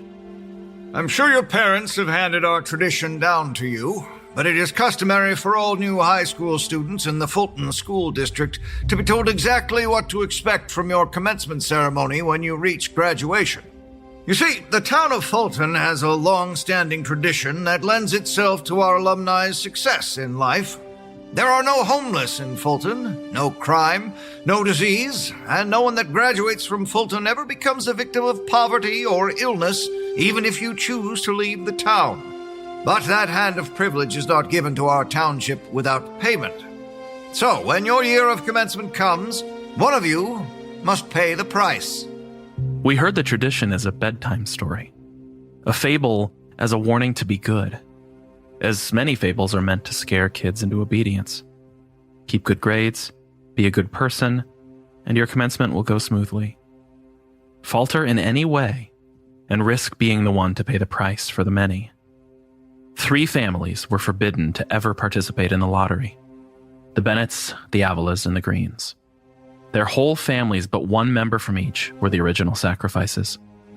We were warned that to sacrifice them again would be, well, nobody ever seemed to know. Parents always just said it would be bad. I was never quite sure who they meant it'd be bad for, though. We were all given the choice to transfer schools, forego Fulton's tradition. A few kids transferred, but most of us stayed. We understood the risk, and the reward was worth it. Once the decision was made, I actually looked forward to my senior year. My senior prom, my last year as captain of the basketball team, my last Beta Club state convention. A lot of lasts. And I told myself they would all be good lasts. And there was a flip side to it. As my older brother told me when he graduated a year before me, the week leading up to his graduation, he walked around with a chip on his shoulder. Dickie got chosen to be the token, and the whole town is acting like he's our savior. He gets free meals everywhere he goes and is treated like a war hero. Way to preach to us not to be the token in our year of commencement and then flaunt all the fun shit that falls upon them. Mom heard him complaining from the other room and popped her head in. Don't speak of him that way. All the adornments in the world are not enough to make up for the price he is paying for you. Be grateful it isn't you. I'd be more grateful if I was getting the tail he was getting. Was that my answer to getting girls? Becoming the token? There had to be an easier way than that. Prom proved to be my first real motivation to find a girlfriend. Between college prep, sports, my friends, and a part-time job, I stayed busy. But once prom tickets went on sale, my friends bugged me to find someone. And that's when Morgan arrived. We had 3 of the same classes together. In English, the seat beside me was the only one available, so by proxy, we became friends. She, of course, was the one to initiate it. I was too shy to say hi. Hi, I'm Morgan. Looks like I'll be joining you in this class. Oh, hi, I'm Nick. Nice to meet you. How long have you been here in Fulton? Me? Oh, my whole life. What, being a legacy and all. A legacy? Shit. She might not have been told how things work yet. I was not going to be the one to educate her. Oh, just that both my parents are also from here and my grandparents. Morgan made herself at home beside me. Oh, that's awesome. I think my great-great-grandparents were from here or something like that. Oh, that's cool. So what made you want to come back? I want to be a pediatrician, and this town has one of the best clinics for kids and best medical programs for it in the state. Might as well be here and get comfortable. Know the place before I make another big change in my life. I bet that job must be pretty boring around here, actually. No one ever gets sick here. I heard that about this town, and that's fascinating to me. Still, kids' growth must still be monitored. Imagine getting to see a baby grow through all their stages. You must really like kids, huh? Oh, I don't think I would ever want any myself, but I would love helping others. The tardy bell rang and stopped our conversation. But we had many like that in between classes. It took me weeks to work up the courage to ask her to prom. But before I could ask her, she brought it up. As we were examining goat's eyes, she cornered me. So, do you have a date to prom yet? I think I could have died right then. No, I don't think I'll be getting one either. Oh, come on, a cute guy like you? Someone is bound to be waiting for you to ask them.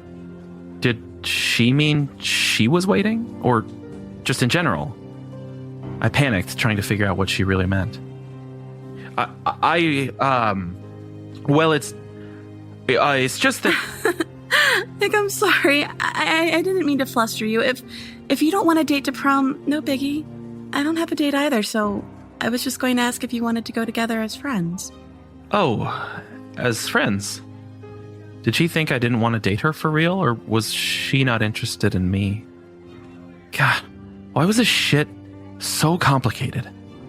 That is, if it's okay with you. If not, it's no big deal. Sure. Yes. Why not? It could be fun.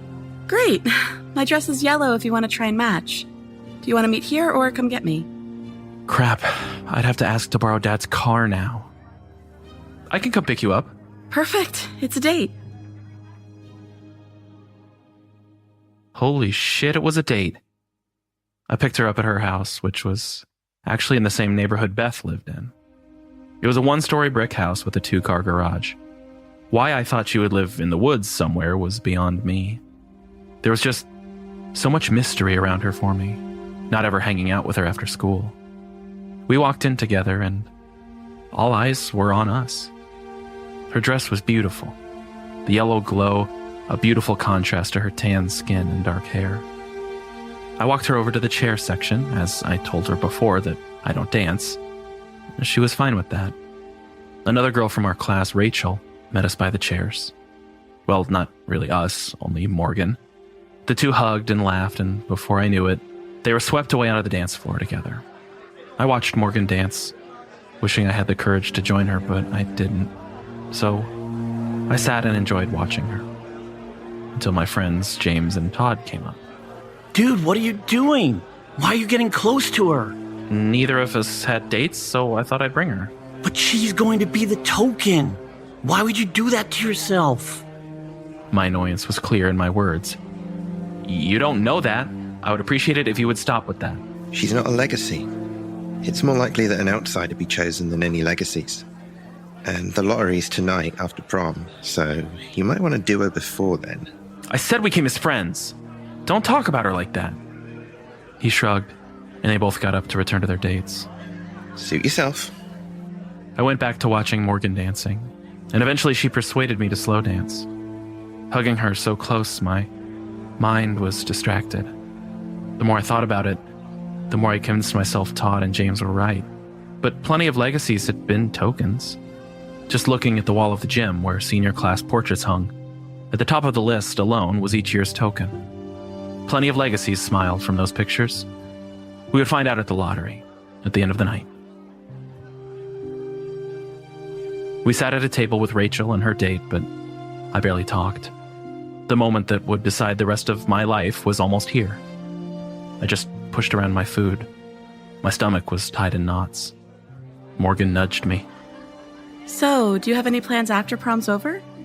After prom? It wasn't ending until midnight. Did she mean what I think she meant?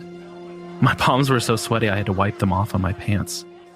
I was just gonna go home and binge watch some anime. Cool. Think your parents would let me? If my parents were ever going to allow a girl to stay all night, it would be lottery night. Or commencement night. I'll ask them once we're done. Mayor Tomlinson stood at the podium tapping the mic for attention. Have your attention, please. Chaperones, it is time for you to leave the gym. Seniors, please line up in front of the stage. Servers, please bus plates quickly. Follow the chaperones out when you're done, and we will start the lottery shortly. It took about 10 minutes for everyone's tables to be cleared. It was the longest 10 minutes of my life. Morgan and Rachel just kept jabbering while I sat there, wondering if it was going to be me that pulls the black marble. Mayor Tomlinson returned the mic with the city council on the stage behind him. Thank you, junior class servers and volunteer chaperones. Now, graduating class of Fulton High. Tonight is the night that you leave your childish ways behind you and become the upstanding young adults I know you to be.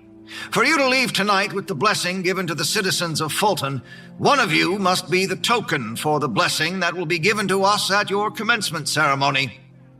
One of the council members handed Mayor Tomlinson a black velvet bag. He jingled it as he approached the couples at the end of the line. When I come to you, please pull a marble from the bag, but do not reveal what it is yet. Morgan leaned against me. How's this part work? I let the surprise show on my face. They didn't tell you? All the marbles are white but one. Whoever pulls the black marble becomes the token. She nodded. Cool. The mayor made his way down the line. My blood throbbed in my ears the closer he got, my hands trembling as he approached. Morgan petted my back. It's okay. Everything will be okay. God, I hope so. Morgan plucked her marble from the bag like she was eating popcorn. The mayor held the bag out to me. I took a deep breath and lowered my hand in, the pile of marbles still warm with everyone's touches. I dug deep and stirred them around, finally grabbing one. I kept my fist tight as I pulled my hand out. The mayor made it to the end of the line. Once all of the marbles were picked, he returned to the stage. Graduating class of Fulton High, show us your futures. At the same time, we all raised our hands out in front of us and revealed our marbles. I let out a breath when I saw the white marble sitting in my hand. But that was the only relieved emotion I was allowed to show. Deference or praise had to be shown to the token holder. And she happened to be sitting right beside me. Morgan held out the black token, giggling as if she'd just won $1 million. I got it. Now what? Rachel squealed beside Morgan and started jumping up and down. The gym drowned in applause as my classmates cheered Morgan on. They called her up to the stage and presented her the token plaque and took photos. Congratulations, dear Morgan Fletcher, on being this year's token for commencement. I believed in tradition. I believed in choosing for yourself whether or not to follow Fulton's traditions.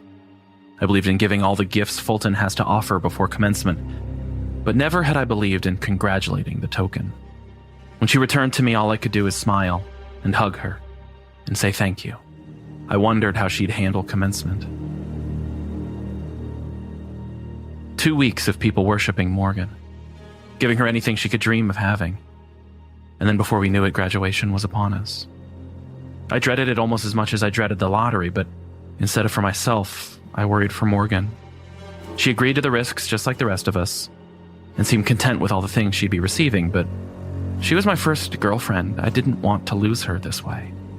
But a selfish part of me was still relieved it wasn't me that was chosen to be the token. Fulton graduation was very different from any other graduation in the country. It did not take place on a football field or in the gym. Rain or shine, students and parents came to the school at dusk and took the mile-long path behind the gym that led deeper into the Ozark National Forest to the amphitheater. The way was lit by torches once it was full dark. The stage of the amphitheater had a stake in the center and faced further into the forest beyond. There was no back wall to the stage. The only decorative thing was the archway between the two trees made completely of branches and vines. The graduates sat in the 2 rows nearest the stage, while family and friends filed into the upper rows. City council members stood beside the mayor on stage. No valedictorian speeches were made, only the commencement by the mayor. We watched you grow, and now we shall watch you prosper with us, thanks to the token of this year's graduate class. Morgan Fletcher, please join me on stage. Still smiling, she stepped forward. I wish I would have stopped her. I wish I would have pulled her back to me and kissed her, but I was too much of a coward, and too in shock that she was the token to do anything but stare. The standing ovation from the crowd summoned the Gaurau, our savior and destroyer. All applause stopped when the ground shook. Every tremor beneath my feet sent goosebumps all over my body. Sure, I was safe from being the token, but that didn't stop me from being afraid of the monster. What the fuck is that? Hey, get your hands off of me. Morgan's pleas turned my attention back to her. The council members were tying her to the stake. Graduates, do not worry. You are safe to bear witness of our blessing. And unfortunately, sometimes our tokens are not as willing as they were before the lottery. It's understandable, but unavoidable. The mayor's words struck true. If it were me, I didn't know if I would have gone silently either. But I agreed to the risk and wouldn't have fought them when they tied me up. Nick? Nick, what's going on? Nick, help me. Ignore her, Nick. You will be fine as long as you stand true. Nick, please, what are they doing to me? Please help me. She didn't know? Morgan, were you told about this? Were you told about the lottery? No, Nick, what are they doing to me? Nick. A council member stuck a gag in her mouth and I lost my shit. Stop! She wasn't informed about our tradition. She didn't agree to this. I walked toward the stage, but Todd and James stopped me. Todd whispered in my ear. Keep your voice down, dude. This is happening. Did you know? Did you know she wasn't told anything? It's easier that way for the outsiders. They never understand our ways, but always want to enjoy the blessing. No! This isn't right. She wasn't told. She didn't agree. I looked for Rachel to back me up. Rachel was Morgan's friend, after all, but once I spotted her, she wouldn't look at me. God damn these people. The tremors got louder, and I heard it. I heard its call. Its namesake.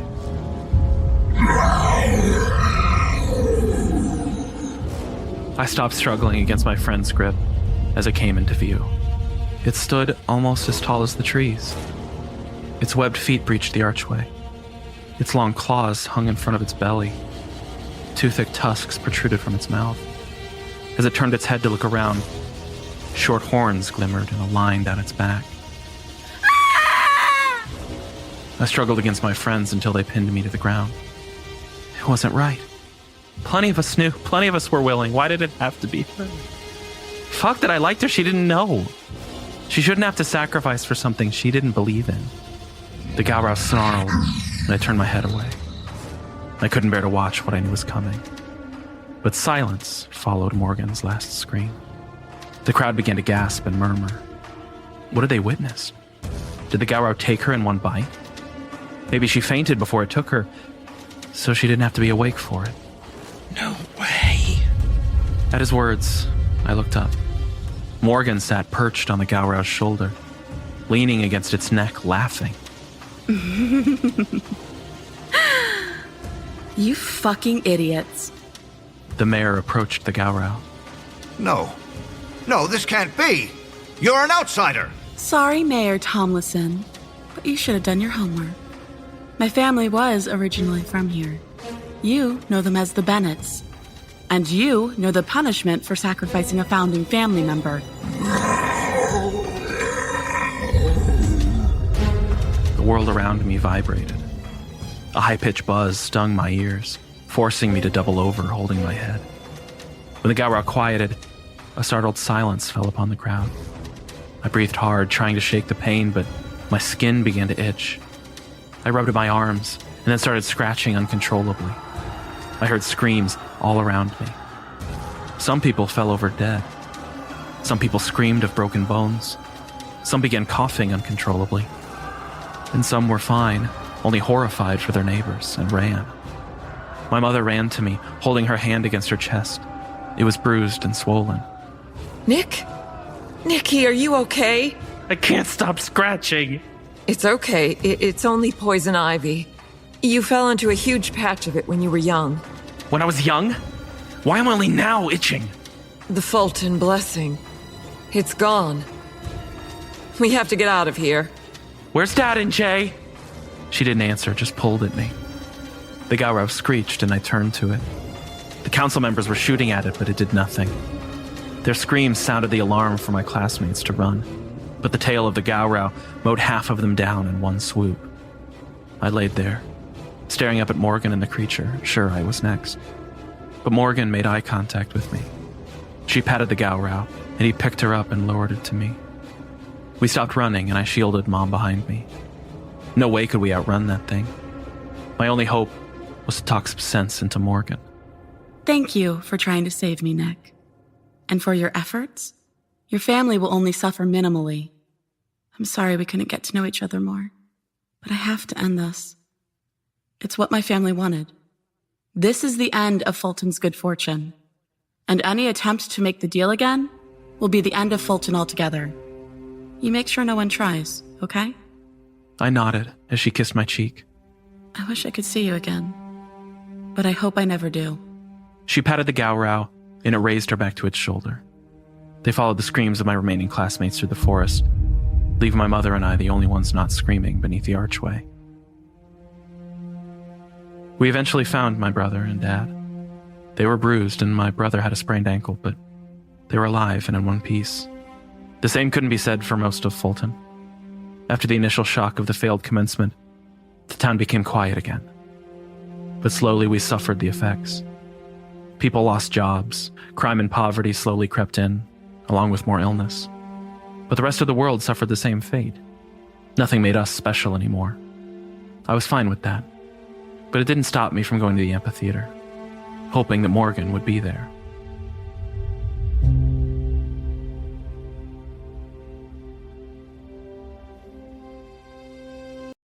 Our first tale is entitled The Smiling Man. A shortcut down winding coastal roads can end up getting you lost along the way and found by something you don't want following you. This story was written by Cedric and is read by Max Glaspie.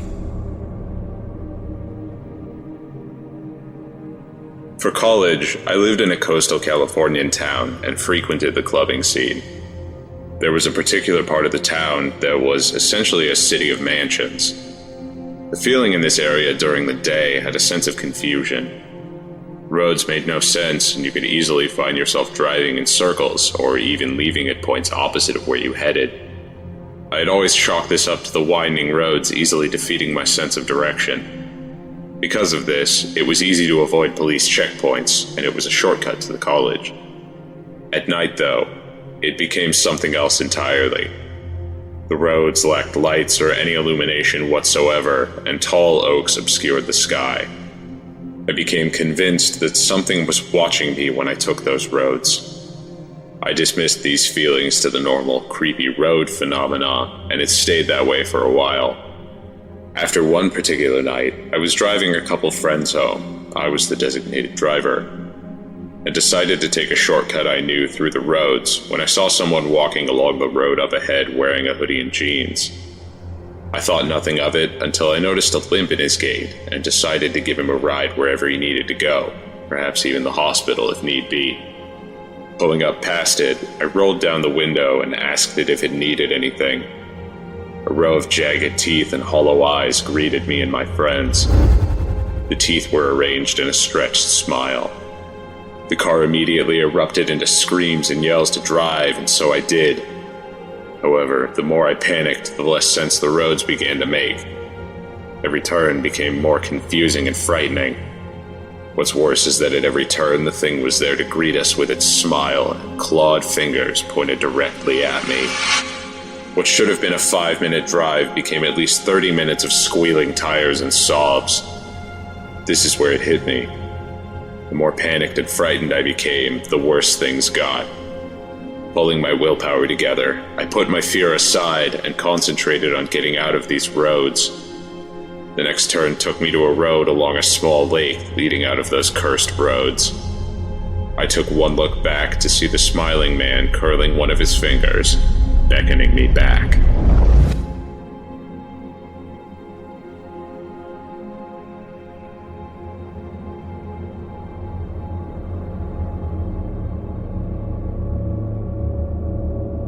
Our second tale is entitled Angel. When the thin line between the worlds of dreams and reality become blurred, the two can blend into a terrifying mix of both. This story was written by Chris Kaufman and is read by Jacob Como.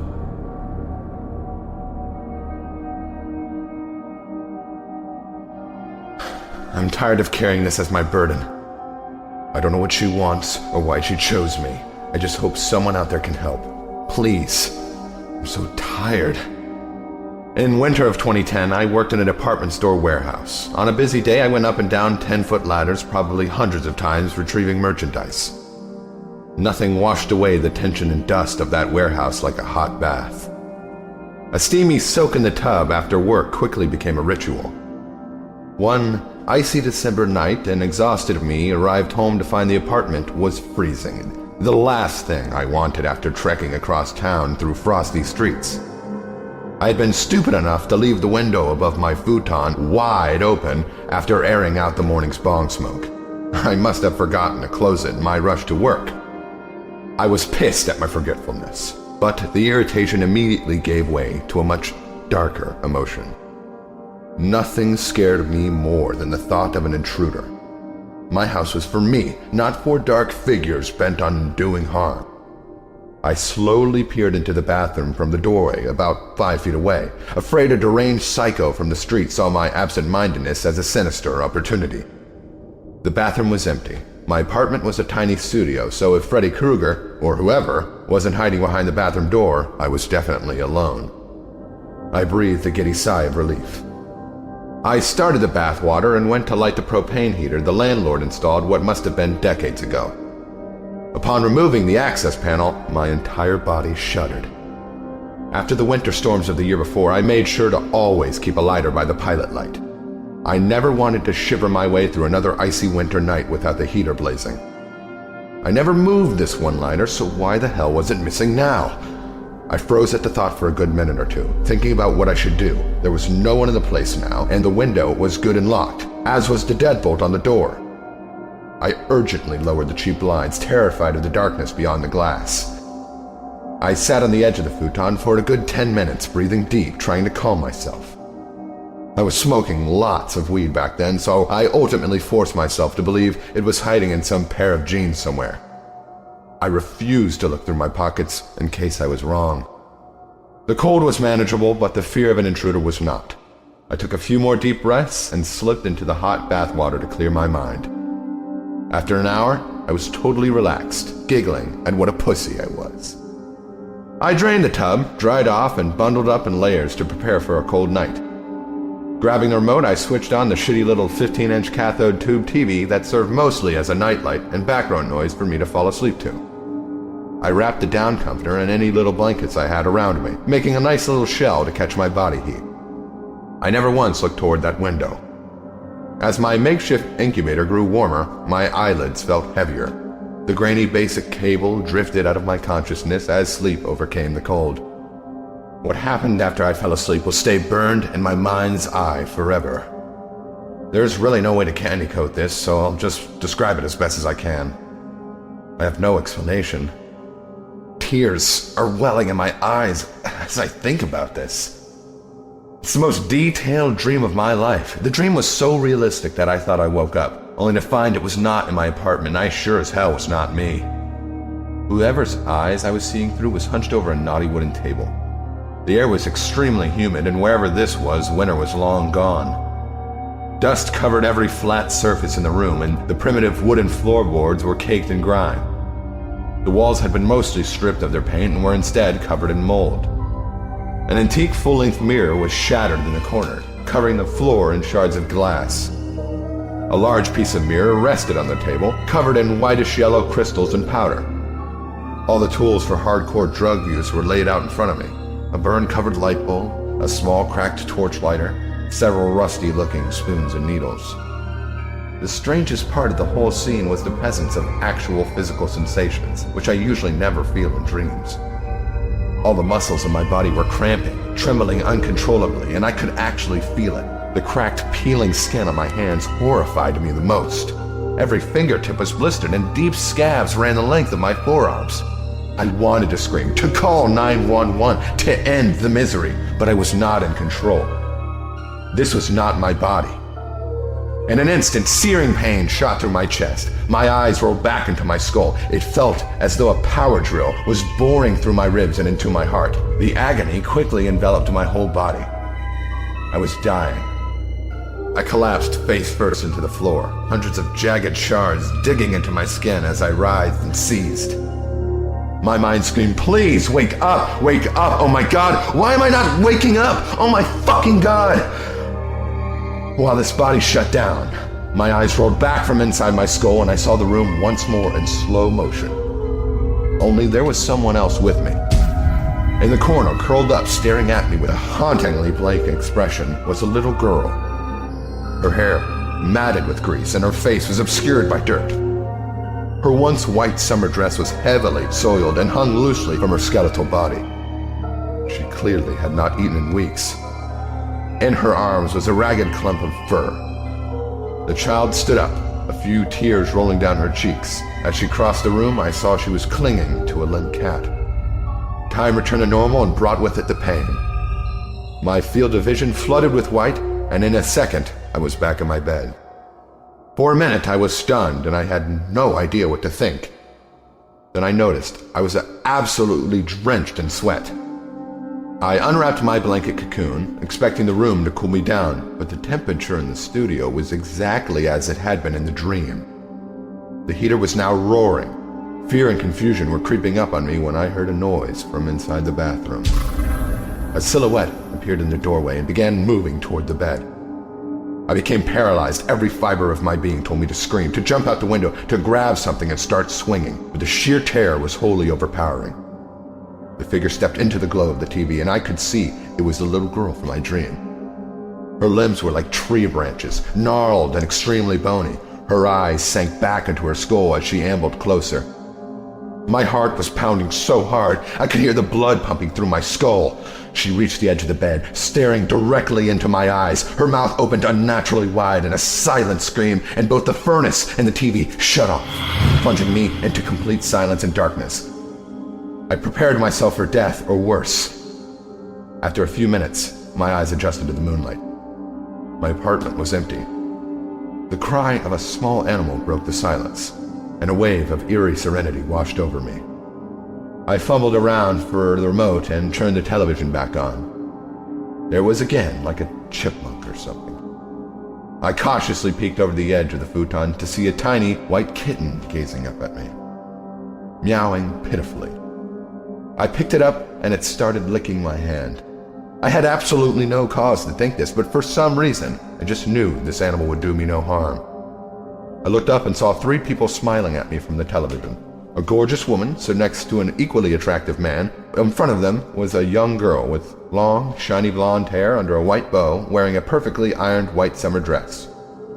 Her innocent smile faded to the same haunting gaze she had in the dream, and her dress reverted to the tattered, stained rag. The 2 adults became twisting, thorny shadows, and within seconds the image faded to static. The waves of emotion were too much for me, and I broke down sobbing. I couldn't stop crying until the sunrise 5 hours later. The next day, I called my parents for the first time in 3 years. After a long heart-to-heart with my dad, they let me move back in, and I started school in the fall. This wasn't the last time I saw the little girl. Angel, the kitten, disappeared about 9 months after the events from this entry. Then I saw her in my dreams. She hasn't appeared in person again, but I have come to accept sleeping means I'll see her. And she'll show me things. Ghastly and beautiful things.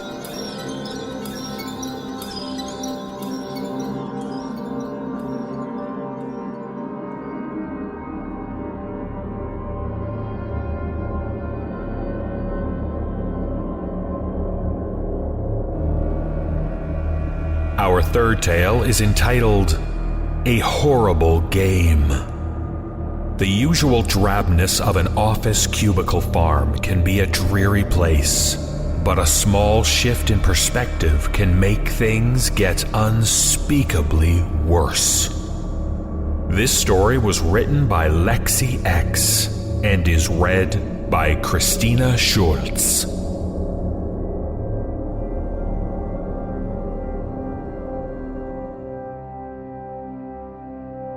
There was a running joke that our workplace was haunted. It was an older office building, and we were on the 33rd floor. I had been skeptical, but my attitude changed as the rainy summer wore on. A strange quality seemed to hang about the place, coming and going at odd times. I soon developed the ability to sense it beginning. I would be working, eating, talking, some mundane activity, and then I would feel a slight rotation of reality, as if existence itself had faded into a subtly different spectrum. It was during those times that work became grey and unbearable.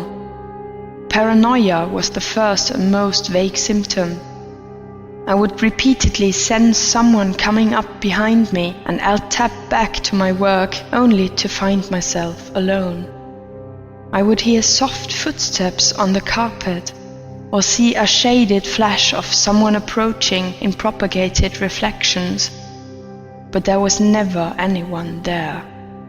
There was only the ever-present gloomy rain against the glass walls of our floor. The other interns reported these same experiences in hushed tones. Then, equally without warning, the indescribable tilt would fade. Reality would right itself, and the 33rd floor would become a normal cubicle farm again. The occurrences became disturbing enough that we took to researching the effects. We each took a different category.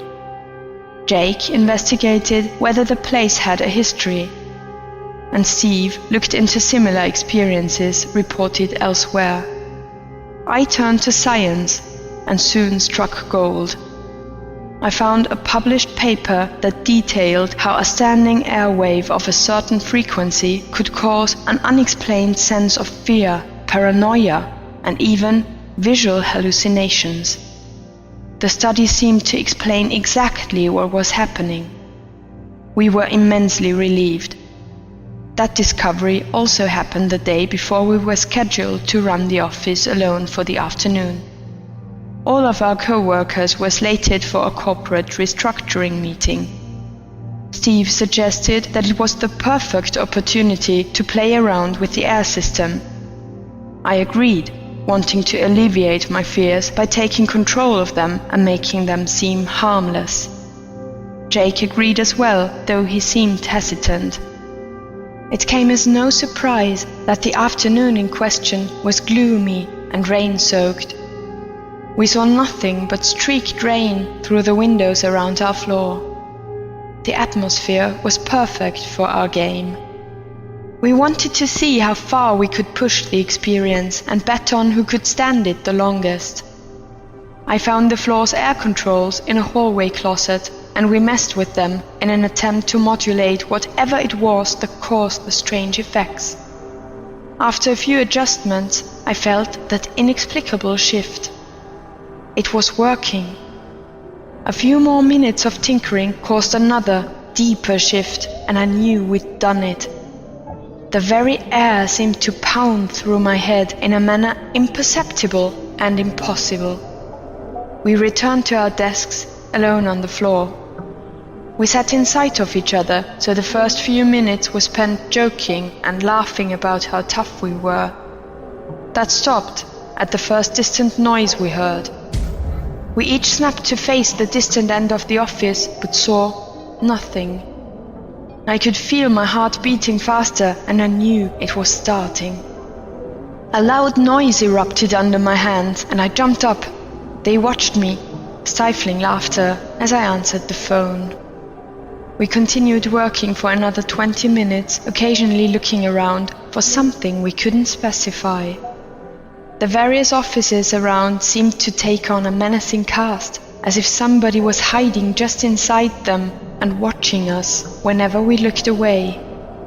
I remember looking at Steve and noticing how real he looked, like a movie on the wrong frame rate. He looked like a textured sack of flesh and organs moving about, and the thought profoundly disturbed me. That's what he really was.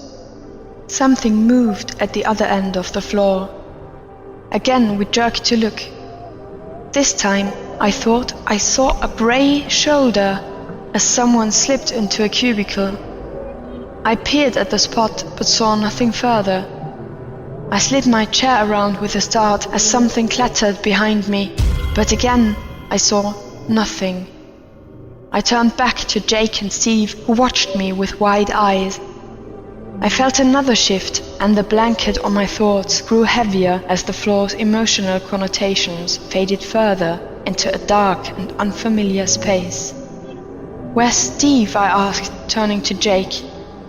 He seemed worried. I was literally just looking at Steve a moment ago. Or was I? Did I look at Jake and merely imagine that Steve was also there? We jumped up and ran to the hallway, where we found him closing the closet door that held the air controls. I could almost feel the building pulsing. It seemed to sync my heartbeat and breathing with a rolling heaviness in my awareness. "Just seeing if I can't," Steve began. "Can't what?" I asked. "Didn't you ask me to turn it up?" Steve asked, forming his words with trouble. I shook my head. Jake grabbed my arm, and we three turned as one. At the distant end of the hallway, at the T-junction, a grey form walked past. Steve yelped, and we ran back into the cubicle space proper. A grey shade took slow, jerking steps between the foam walls a few rows down. It seemed to be facing away from us, and we hid behind a desk as it turned. Something hurt inside my head, just above my eyes. Steve looked even more like a grotesque sack of flesh, leaking shiny fluid from vivid pores on his sagging skin, and I found myself unable to look at him, even as I had to crouch next to him in our hiding spot. We froze in silent terror as the indefinite grey apparition took halting, broken steps past our hiding place. I somehow summoned the strength to look up as it passed, and saw in its ragged outline an expanse of undulating nothingness. A circle and a jagged line floated through it, and I realized what I was seeing.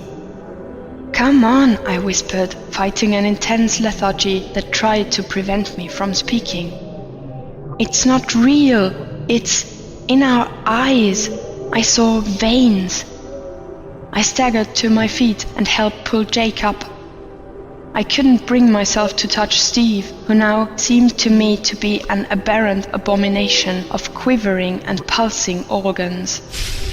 I was seeing him as he truly was, without my mental filter that made people seem like people. I turned to continue toward the hallway, but froze. Dozens of grey entities stood throughout the maze of cubicles watching us. They seemed to shift and redefine each time I moved my eyes. I took a step and they made jerky motions toward Jake and I in sync.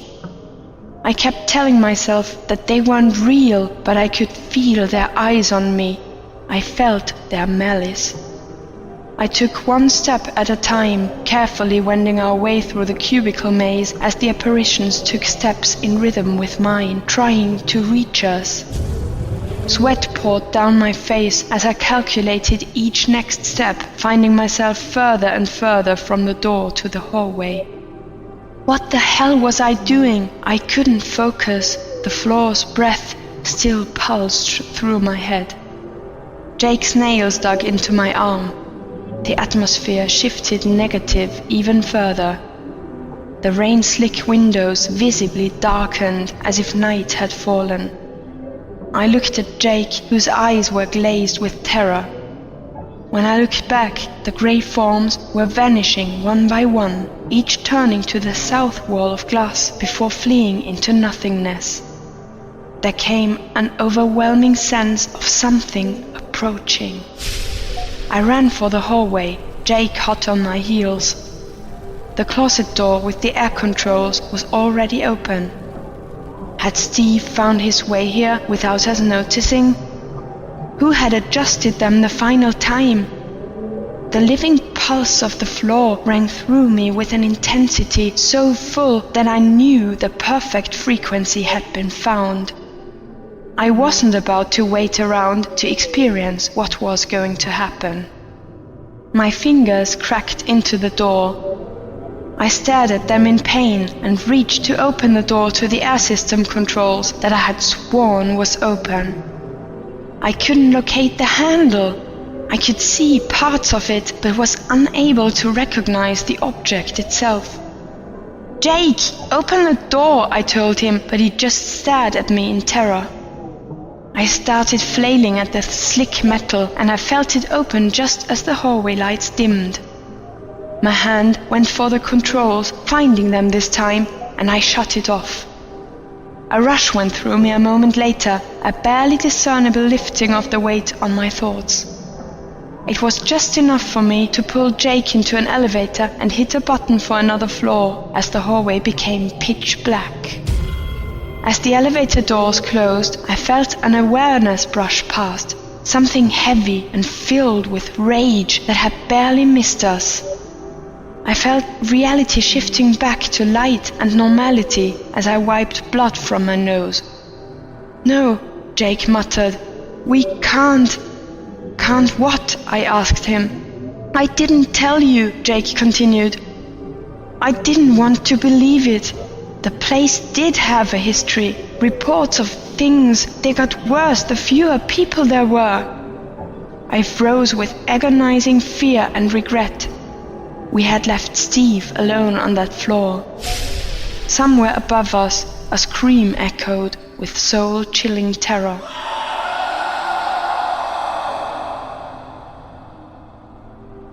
I lived the next few days in fearful panic, which turned to confusion when I returned to work the following Monday. Steve was there, sitting at his computer and doing his job, and made no mention of our game gone horribly awry. I watched him covertly for hours, still seeing a mechanical contrivance of flesh and pulsing organs instead of a person. I thought it was just my imagination, except for his eyes. They were lifeless and dull. I shuddered and had the urge to hide whenever his gaze fell on me. When he spoke, his words seemed to mask a dark void, and his smile was empty and mocking. It was at the end of the day that I finally snapped and ran. It was his goodbye. As he waved at me, I had the flash impression of an enormous black shadow over him, pulling strings like a marionette. His arm jerked in mockery of a living wave, and it was then I knew Steve was dead. All that remained of him was a corpse, pulsing, breathing, and walking around as some sort of twisted prank. His lifeless eyes watched me go with a tilted, off-kilter smile. "So, who do you think won our game?" his voice called out as I ran for the elevator. His laugh echoed behind me. I never returned to that building.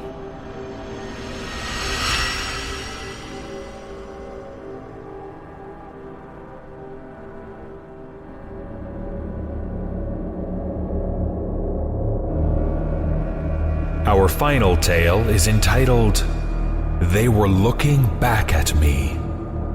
After a visit to a long-forgotten cabin in the woods, a group of friends begin a descent into a world of unsettling betrayal. This story was written by Ben Pierce and is read by Stephen Hansen.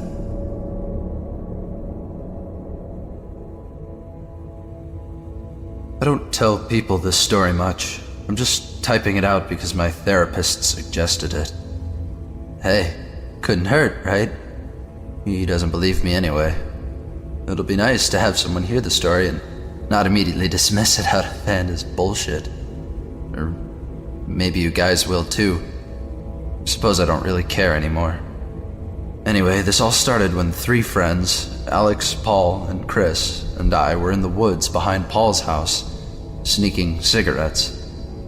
We were all 15, except for Alex, who was 14 and lived on Chris's street. We just started smoking thanks to Chris, who was far more rebellious than the 3 of us. Plus, his dad smoked. So we'd started hanging out at Paul's house more, and foraging further and further into the woods to find a good spot to stand around, smoking cigarettes, and feeling cool. That afternoon, we'd found a narrow path, and followed it for a good 15 minutes or so. Eventually, we saw a little shack in the distance, silhouetted against the setting sun. We walked around it and could tell that it was in disrepair. The roof was sagging, and the window next to the door was missing 3 of its 4 panels. "Paul, have you ever been back here and seen that?" Chris asked, stepping forward and ducking under a branch to get a better view at the house. "Nope," Paul said, his cigarette in his mouth, and leaned against the tree. "We don't own these woods, and no one ever comes back here because none of my neighbors wants the duty of keeping the path clear." "It's probably a storage shed," I offered. We got closer and could see that the set of steps up to the front door looked rotten and unstable. "Oh shit!" Alex was the first to notice a large, dark stain on the small square of porch in front of the door. "I'm almost positive that's blood, you guys." We all stopped walking and looked. It certainly looked like blood. I glanced at the others. I could tell from the looks on Alex and Paul's faces that they weren't too keen on going forward. "Fuck, let's check it out," Chris said, tossing his cigarette aside and putting his hand on the wooden stair railing to the right of the steps. He looked back expectantly when none of us followed him. "I don't know," Paul said dubiously. "I don't want to trespass, especially not into some murder scene. Blood looks pretty fresh. Probably from an animal or something." Chris looked at me, then Alex. "Really? None of you guys want to check it out? You guys are such fags." "Come on, Chris, it's getting dark anyway." I didn't want to seem like a pussy, but I also didn't want to go into the house. It was probably just an animal's blood, but still, who knows? There could be some crazy person living in there or something. Cast a nervous glance at the horizon, noting the sun was almost gone. "You can stay if you want, man. I gotta get home before my parents get pissed." Chris swore at us again, calling us girls and faggots, but eventually seeing that we weren't going to change our minds. All during the walk home, he kept making fun of us. When we parted ways, though, that was the last I thought of the shack in the woods for some time. The next week, Chris started to act a little odd. It wasn't noticeable at the time, but a couple of the things he did were off-putting. He'd spend more time relaxing on the grass in front of the school by himself, smoking a cigarette and watching people walk, except the way he did it was creepy. He'd just turn his head and follow their movement until they were gone. Far from normal high schooler awkward, this constant staring seemed almost predatory. Another time we were smoking behind the school. We were all trying to keep up with Chris's new pace so he wouldn't make fun of us for being babies. And a frog hopped along. Chris bent down and scooped it up, staring at it for a few seconds, then put the cigarette out on the frog's back. Actually, the frog's skin seemed pretty wet, so it didn't seem that badly hurt, but it did squirm around a lot. "Chris, what the hell?" Alex looked disturbed. He was a fairly sweet kid, and this kind of casual sadism didn't go well with his personality. "Stop torturing it, man." Chris looked up, and he had a gleam in his eye I hadn't ever seen there before. "What, this bothers you guys?" He looked down at the frog as if he'd already forgotten he was holding it, stroked it absent-mindedly twice, then without warning wound up and hurled it into the brick wall 10 feet away. The frog hit the wall with a splat, and we all turned away in disgust. "What the fuck, Chris?" Paul looked pretty pissed. "You gonna start kidnapping stray cats now or something?" Chris just laughed, flicked his cigarette away, and walked back towards the school. We exchanged uneasy looks. The next weekend, we were staying the night at Chris's house because his parents were out of town. Chris had snuck half a bottle of rum and a third of a bottle of vodka from his parents' liquor shelf, and we were all kind of tipsy. We sat on the couches and talked about girls for a while, but Chris started getting quiet. For 5 minutes, he didn't say anything at all. Then he got up without warning and walked towards the window, looked out, and then turned back to us. "Hey, do you guys want to see what I snagged from that house?" "I didn't even see you go inside," Paul said. Chris waved a hand dismissively. "Not with you guys. I went back the next day. You wouldn't believe how much is in that house. Not just in terms of stuff, either. There's knowledge inside that house, man." "What?" I looked over at Paul, who gave me a wary glance. "Chris, what the fuck are you talking about?" He turned around and faced us full on. "It'll be easier if I just show you guys. It's up in my room. One at a time, though." His face lingered over all three of our faces before settling on Alex. "You first." He turned and walked out of the room without waiting, and we could hear his footsteps going up the stairs. We all exchanged nervous glances. "Alex, we can come with you, dude," Paul said, setting his cup on the counter and looking worried. Alex took a swig from his cup and shook his head. "Nah, man, no need. I'm set." He didn't look all that worried, but he did look a bit drunk. "It's probably nothing anyway." He walked out of the room a little unsteadily. We heard him go up the stairs and heard the door to Paul's room open. There was a pause of about 20 seconds. Then, a high-pitched scream. We heard running footfalls descend the stairs, and then the sound of the front door bursting open. Paul and I looked at each other, panicking, then followed. We saw Alex's back disappearing up the street. "Alex!" I yelled. Alex stopped running maybe 75 yards away and threw up all over the sidewalk. He straightened up, wiped his mouth, and kept running. What the fuck? Paul and I turned and jumped to see that Chris was waiting in the doorway. What the fuck did you do to him? I asked, fists clenching. Chris laughed and crossed his arms. He was drunk, dude. He kept weaving, and he took a good 5 seconds to react to what I showed him. If he was sober, he probably wouldn't have flipped like that, I bet. It's not that cool. What the hell was it? Alex wasn't super brave, sure, but then again, not even wimps throw up from a scary sight. I was definitely weirded out. Chris stared at me for about 10 seconds. See for yourself. He turned and walked back up the stairs. I turned to Paul. Seriously, what the fuck? He looked worried. I'm going to check on Alex.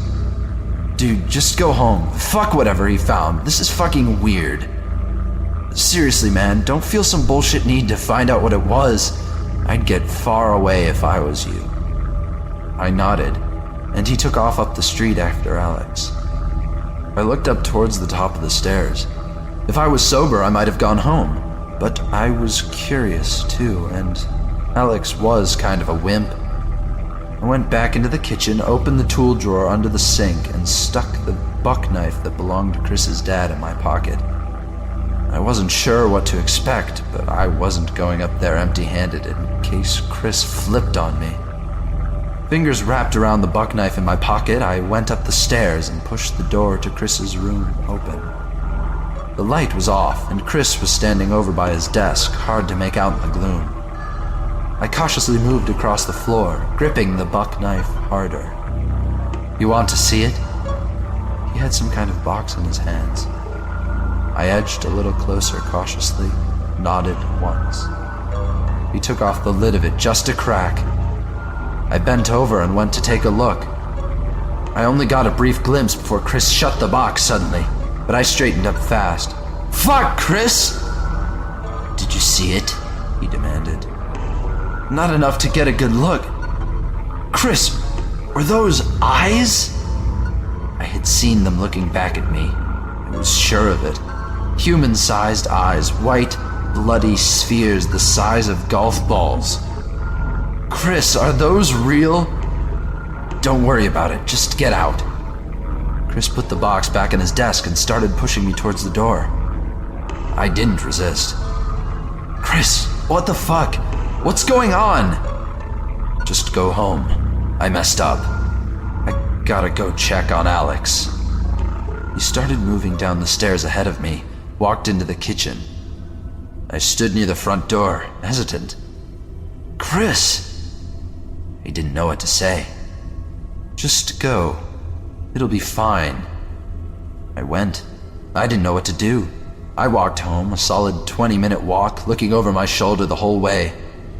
My parents were still at a movie. I was freaked out. I went up to my dad's office and booted up his computer, deciding to see if there'd been anything in the news about the shack or recent disappearances. I debated calling my parents, but I was sure I still smelled like alcohol and decided against it. I remembered how the two pupils in the box had stared up at me. They had certainly seemed real. What the hell had Chris found in that shack? About 20 minutes later, I hadn't found anything, but a movement outside the window made me whip my head around nervously. I looked out the window and saw a figure on the other side of the road outside my house. It wasn't moving and appeared to be looking up and down the street. I was paranoid before, but now I was a wreck. I turned off the light in my dad's office and snuck back to my room, grabbed a baseball bat, and came back in time to see the figure approaching the porch. As he moved towards the light, I could see it was Chris. I relaxed a little and was about to go downstairs to open the door when he moved further into the porch light. His shirt and pants were covered in dripping red. At first, I thought he had been hurt, but I remembered the way he had taken his time crossing to my house, casing the neighborhood first. Not the actions of someone who needs help. My heart started beating fast in my chest. Chris raised his hand and the light glinted off something silver. At first I thought it was a knife and my breath caught, but then I saw it was just a spoon. He tapped on the door with it 3 times.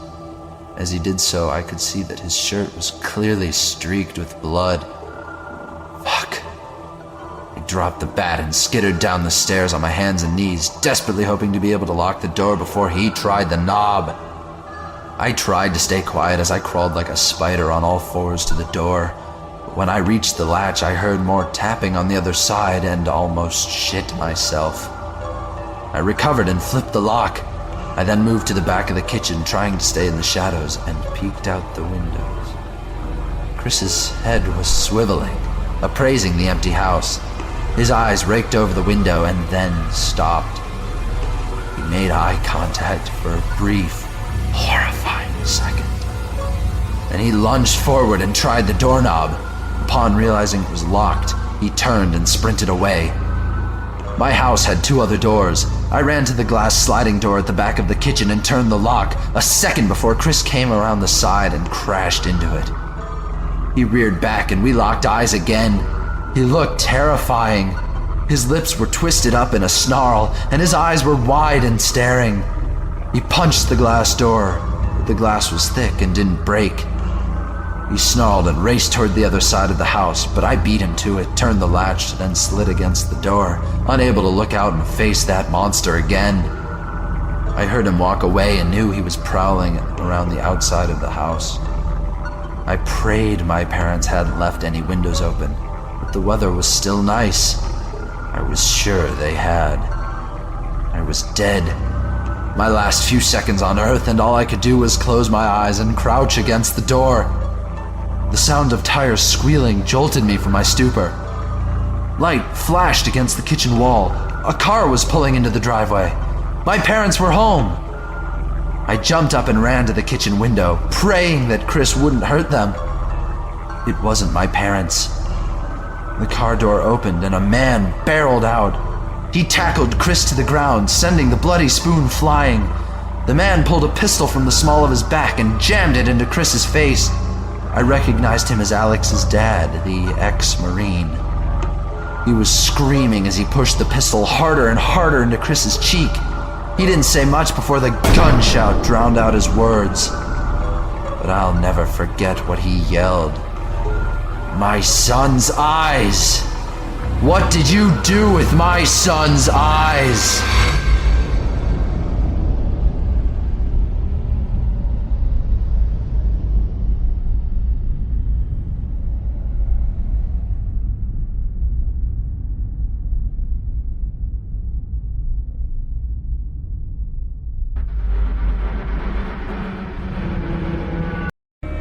Our first tale is entitled Holes. Strange things are happening and appearing around the house. You'd better hope it's only a ghost. This story was written by Joey Brashear and is read by Wade Thorson.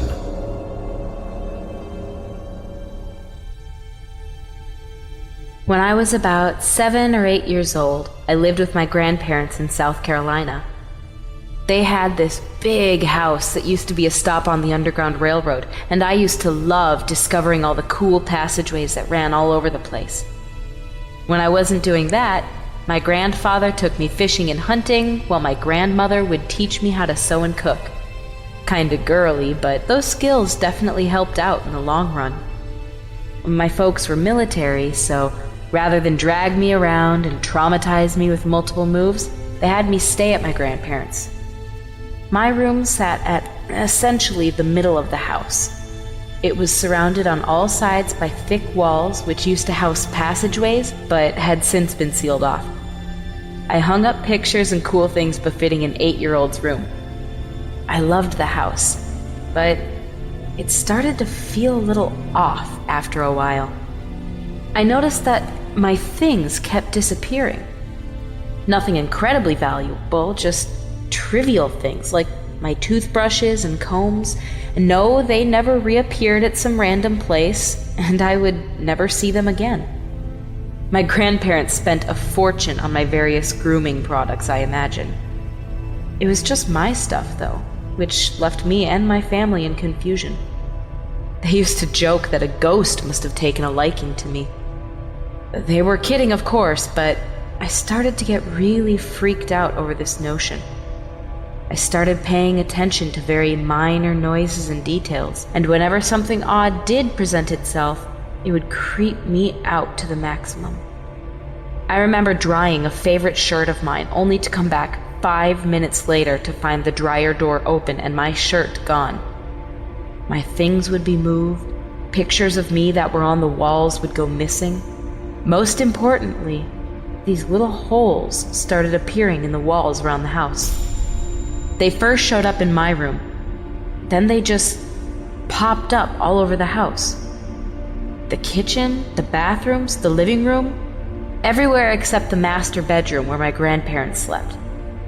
This really creeped me out. So one night I decided I was going to sleep in their room. I slept in a pretty comfy sleeping bag on the floor, and for the first time in a while, I felt pretty safe. 2 a.m. rolls around, and I wake up to this weird tapping sound. It's almost as if someone was hammering something a little ways off.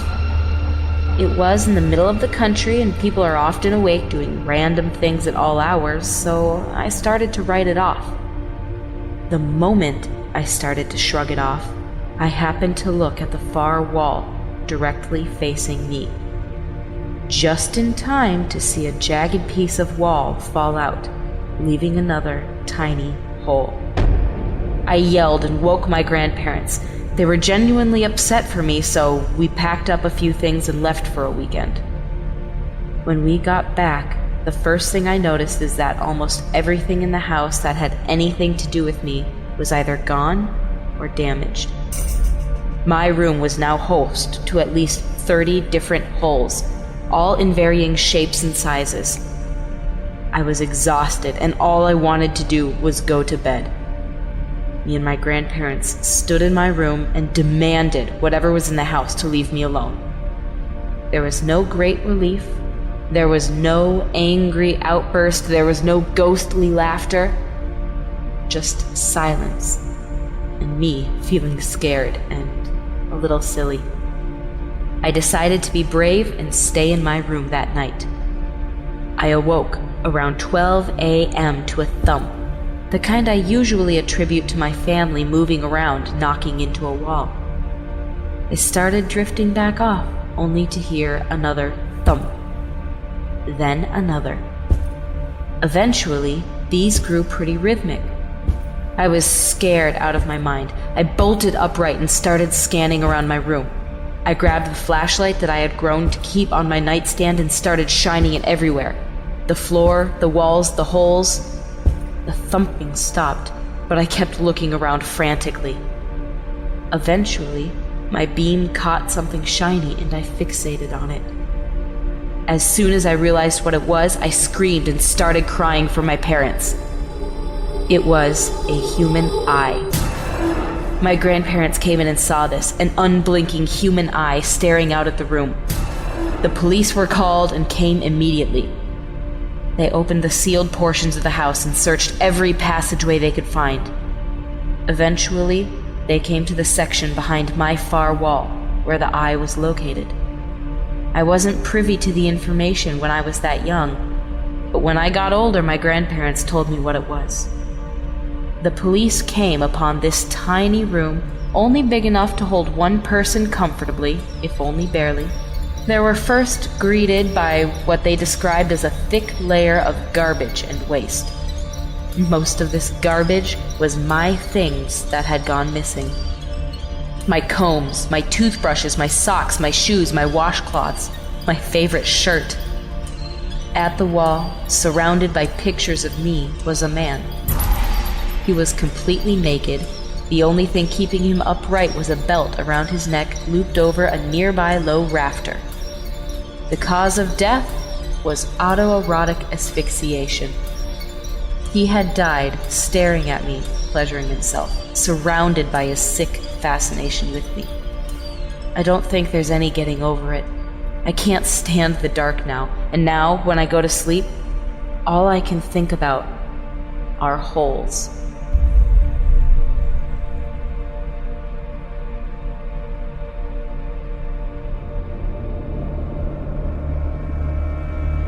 Our second tale is entitled, We Don't Live There Anymore. Moving into a new home can be a wonderful experience unless the previous owners haven't decided to leave yet. This story was written by Grant Rennett and is read by Max Glaspie. My wife and I both got an extremely good deal on a home last year. Our real estate agent was nice enough to be upfront about the history of the home and told us that the previous family had died from a gas leak or something fishy. There were detectors installed in the home now, though, so it was safe. It's a weird feeling, sleeping in a room where you know someone else died. Anyway, things just started happening that I couldn't explain. The first night after moving in, it was raining heavily. I slept good that night. However, the next night, without that white noise, I started to hear strange noises. I could swear there were footsteps downstairs in the kitchen, but I would only hear them from upstairs. Similarly, doors would slam shut upstairs while I was downstairs, but never when I was near them. I kept finding the front door ever so slightly ajar. It was still locked, but I would wake up to find it slightly open, when I was absolutely sure I had closed it all the way. A quirky house, for sure, but I had no inkling of anything supernatural going on. Then came around the first Thursday night. I had a weird feeling in my gut all day Thursday, like the kind of uptight feeling you get before leaving on a trip. It got much worse when I got home from work. It was late in the evening, and I was sitting at the table in the living room checking my email when I heard a small hissing noise coming from down the hall. I got up to go check out what it was, when it very clearly changed from coming down the hall to coming from upstairs. After I walked up to the top of the stairs, a wave of paranoia hit me. As I looked down the hallway to our bedroom, the walls seemed to be moving. It was like one of those magic eye things where what you're looking at stays still, but everything in your peripheral vision starts crawling around. I stood there for a little while, just trying to get a bearing on reality, and I had a feeling like I needed to go downstairs immediately. I don't know why. So I started going back downstairs, and after the first step, the hissing noise stopped, and that weird feeling vanished. I turned back around to look down the hallway, and everything was normal. Things got even scarier after that. When my wife and I were getting ready for bed, the power went out. I looked out the window and the neighborhood lights were still on, so I knew it had to be a fuse. I got a flashlight and went down to the basement. As I reached for the handle, my hand stopped. I heard that slight hissing noise again coming from the other side of the door. It sounded sort of like a propane tank leaking. It was that vivid. I got down on my stomach and put my ear to the crack under the door and tried to listen to it a little closer. Suddenly, I heard a very sharp whisper say, "Get out!" It sounded like someone had their mouth 2 inches from my ear on the other side of the door under the crack. I felt my body go rigid. This scared me so badly I had to go get my wife to come with me to go down to the basement. I didn't tell her why, but I just needed someone else there. She joked about me being scared to go to the basement, but she had no idea. We came back to the door and I let her go down first ahead of me. I had a flashlight and she had an oil lamp. The oil lamp was a much better source of light. It let us see everything in the room at once, so I didn't have to worry about something sneaking around down there.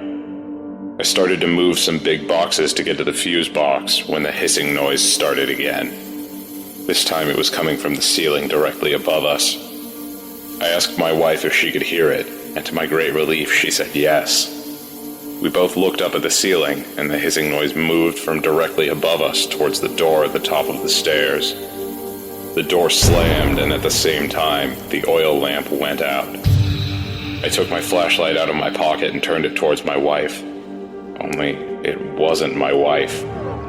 What I saw standing there was a naked, dead body. It had cuts all over its pale white skin and gaping wounds revealing red muscle tissue. The eyes were sunken, but looking straight at me, and its brown, matted hair dripped water. This made me drop my flashlight and scream. My wife suddenly screamed too and picked up my flashlight. She pointed it at me and asked what the hell I was doing screaming like that. The corpse was gone. I replaced the fuse and we went upstairs. I didn't sleep. She agreed the hissing noise and door slamming was really weird, but there had to be some logical explanation for it. Maybe it was the wind that blew the door shut? I knew better. Days passed without anything else weird happening.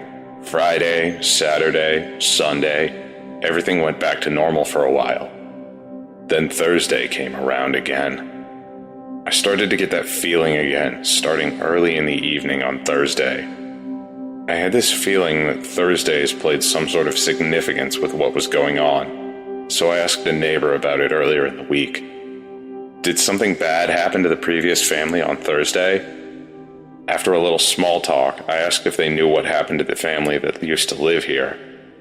Apparently, like I was told before, they had all died at night. No one knew why. It must have been a gas leak, though, because they were all asphyxiated. Well, that is, all except the mother. They never found her. What day did this all happen on? Thursday, of fucking course. I was pretty sure the house was being haunted now, but at the same time I realized how stupid it was, right? I mean, there's never been any haunting that was proven to be real. If there was, it would have been famous and on the news. It was just my imagination feeding my paranoia. But still, it was Thursday night again, and I had this sickening feeling in my gut. Before the sun went down, I grabbed my wife and made her stay the night with me in a hotel. I didn't care about rational. Fuck staying in that house that night. On the way back to our house in the morning, a bunch of fire trucks passed us on the highway. I had a sinking feeling in my stomach, and I should have known it. The fire trucks were heading to my house. There was thick black smoke billowing out all the windows and the front door, but it looked like there was no fire. The furnace had backfired or something, and it started putting out a bunch of black smoke. Thank God there hadn't been a fire. All my stuff was still in there. However, the police showed up and needed to have a few words with me. Apparently, one of the firemen found the skeleton of a woman crouched in the fetal position behind the furnace in the basement. I didn't hear the hissing noise anymore after that, but we still sold the house.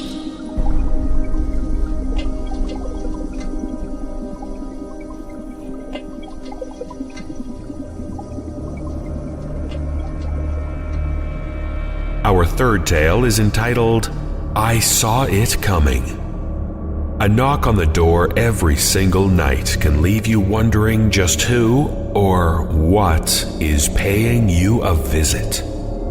This story was written by Adam Kearney and is read by Brett C. This isn't a confession. You can't prove a damn thing, so don't even try. I'll deny it to my grave. I'm on my third drink for the evening anyways. You can't trust the word of a drunken man. That's when I start to feel anything these days. The third drink. Sometimes it takes 4, but usually 3 will do. It's the same cycle every night for weeks now. I drink, then I start to feel. Then the fear comes over me. Then I drink some more until I pass out. Wake up, slog through the day, keep my head down, keep my chin up, don't draw anyone's attention, go home, repeat.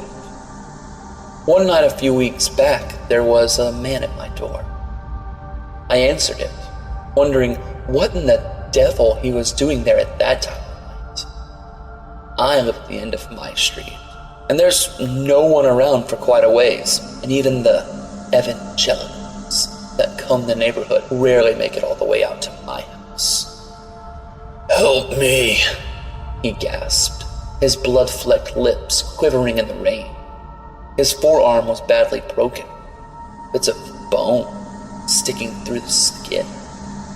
He was pale, drenched, and the rain and blood dripping steadily from his haggard frame, pooling on my porch beneath. "There's been an accident. I need help," he winced. "Can you help me?" I nodded, dumbly, shocked at his state, then ran inside looking for my cell phone. But by the time I got back to the door with it, he was gone. The only sign of him, a trail of splattered red leading down my front steps and out to the front yard. I stood there, shocked for it. And then I put the phone away, slammed the door, and locked it. I don't know why. I was just scared, frightened by the whole affair. And some part of me, some damned selfish part of me, kept saying it's okay. It's someone else's problem. He's gone. Forget about it. So I poured myself a drink to ease my nerves. And then another. A few drinks later, I had forgotten all about him. And a few drinks after that, I drunk myself to sleep. I woke up with my head throbbing. I'm not a heavy drinker. Well, used to not be one anyways. I stepped outside, noticed that there was no blood on my porch, and breathed a sigh of relief. Maybe the rain washed it all away, I thought. Or maybe it hadn't happened at all. I went to work, nursing my hangover, but I made it through the day. Came home, tried to relax. I'd slept poorly the night before, and my day took what energy I had left. So I decided early in the evening to call it a night. I was just about to go to bed when there was another knock at the door. I froze, looking over to him. My heart raced. I tried to laugh off my rising fear. It was just someone at the door, nothing to be afraid of. But as my hand reached for the knob, I heard his voice, the same quaking shudder of a voice from the night before. "Help! I need help!" I stood stone still as he pounded on the door. "God, it hurts!" he shouted. "Please, why won't you help me?" I put my back to the door, bracing it, squeezing my eyes shut. This isn't real, I thought. It can't be. And after a few seconds, the knocking stopped, and it was quiet. I flung open the door, but there was no one there. No trace of blood or sign of his presence. Unsettled, I shut the door, locked it, and reached for a bottle. And so it went. 4 more days. Each night the same. The knocking. A horrible man at my door. Cries for help. And each night, I secured the door and waited until it stopped. Then drank myself into oblivion. By the 7th night, I'd had enough. I made a stiff drink as soon as I came home, and then another after that. I had thought of nothing but the events of the previous week that day. So, naturally, I was anticipating the knocking when it came again that night, confirming my paranoid fears. I was waiting for it. I threw open the door upon the first knock, and there he was, battered arm hanging limp at his side, pale face twisted into a grimace. But before he could say anything, I leveled my shotgun at his face and pulled the trigger. His head popped like a blister, and I fired a second time, blowing his arm clean off and leaving a hole in his torso. Covered in his wet viscera, I shut the door. I want to say I was in a trance, that I was on autopilot, out of my head. But that's not true. I knew exactly what I was doing. I was trying to make a point to myself. See, I'm a level-headed man. I don't believe in ghosts or the supernatural or anything like that.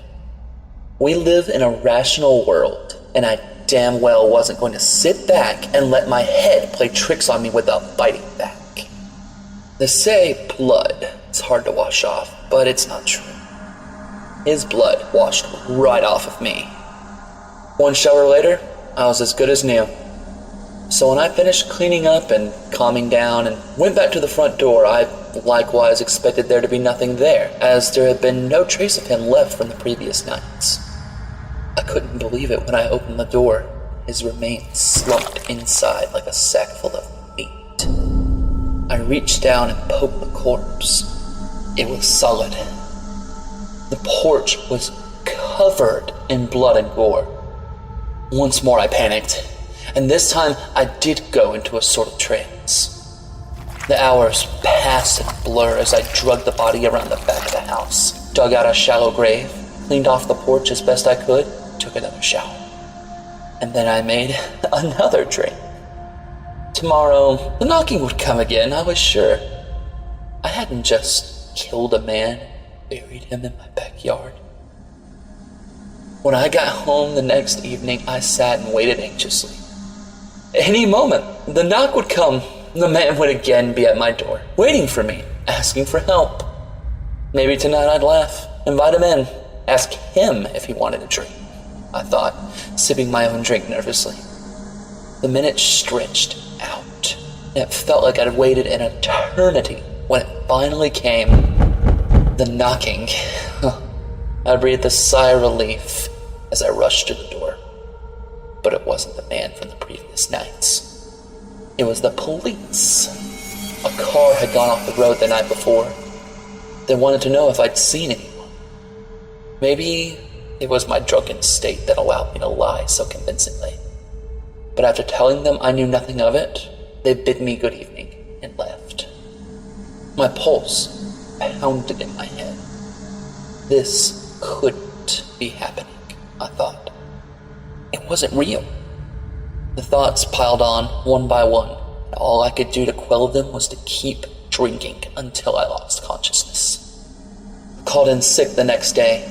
I checked my backyard, and sure enough, the grave I dug was still there, still fresh.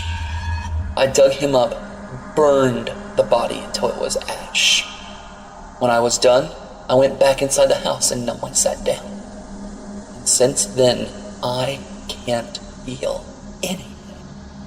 Not until I drink. Usually 3, sometimes 4. And it's only then that I start to feel it. The fear. See, I'm not afraid of ghosts. I don't believe in them. I've never believed in them. Probably in part because I was raised by my heavily superstitious mother. She made her living as a psychic, telling fortunes. She claimed that she had the sight, that she could see a person's fate before it had happened, and she had a steady stream of gullible clients that kept a roof over our heads and food on our table. So, I didn't make a big deal out of it. But like any kid, I rebelled against her and her beliefs. And when I went home, I found plenty of support for that rebellion. Psychics aren't real, right? No one can see the future, right? Because now I'm afraid my mother wasn't faking it. That she really could see the fate of all those people who came to her. Now I'm afraid. I'm so terribly damn afraid that now I can see it too.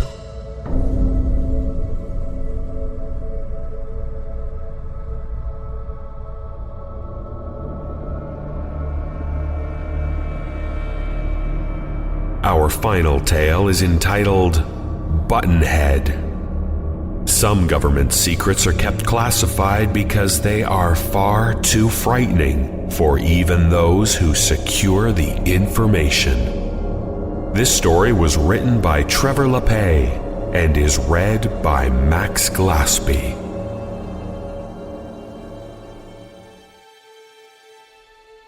Back in the late 80s, I worked for a U.S. Department of Energy laboratory in the American Southwest.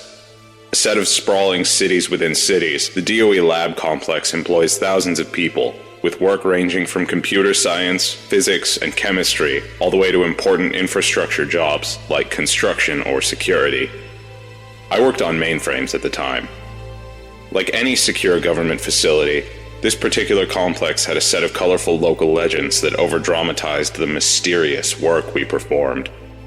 People were convinced that the labs held evidence that aliens had visited us in the 50s, or that we'd developed a neutron bomb capable of wiping out cities without destroying any buildings, or that we were sitting on cold fusion technology, but were keeping it a secret to protect the interests of big oil. These are all completely false. In reality, the labs were run much like any other company. We had time cards, deadlines, department meetings, and bosses' day lunches, just like everybody else. Despite, or perhaps because of, the reality of mundane lab work, staff often got a kick out of perpetuating these myths. While on a lunch break, I was once asked if I'd ever been to the flying saucer hangar. "Which one?" I replied. "We've got our own fleet." More interesting, and often much more dark, were the stories that circulated between scientists and lab staff within the walls of the complex. One such rumor posited that physicists had briefly made contact with humans from the distant future, and that the transmission was IBD. Interesting, but disturbing. Another popular rumor held that we'd created a biological agent so virulent that the labs had been forced to quarantine an entire building, raze it to the ground, and bury the rubble in the desert along with its deceased inhabitants. My favorite story, Buttonhead is watching you. In those days, the halls of every building were plastered with information security awareness posters, usually featuring a red-faced villain wearing a trench coat. "Beware of your adversary. Protect your secrets. The enemy is always watching. Always dispose of sensitive documents in a burn bag." It's likely that Buttonhead was a mishmash of popular alien myths and the pervasive atmosphere of Cold War paranoia, and embodied the idea of an insider threat. The Buttonhead legend went something like this. "When working late at night, be on the watch for Buttonhead, who prowls the laboratory halls after sundown. He can only get you when you're alone. He doesn't have a mouth to speak or ears to hear, but his eyes do more than see, and he's always watching." According to witnesses, Buttonhead looked like a person from far away, but had a featureless, roundish head with a pair of deep holes in the center of his face. Nobody ever said what Buttonhead was watching for, or what he would do if he ever caught you alone. It was typically the older lab veterans who would bring up Buttonhead, along with hushed stories about the mysterious disappearance of several Night Owl employees over the years. During a retirement party, I jokingly asked the guest of honor if he'd ever seen Buttonhead. "I saw it once, in one of the old warehouses way south of the tech area," he replied, cracking a forced smile. "I remember the smell most of all." "So is he an alien or just a regular old ghost?" The smile quickly drained away.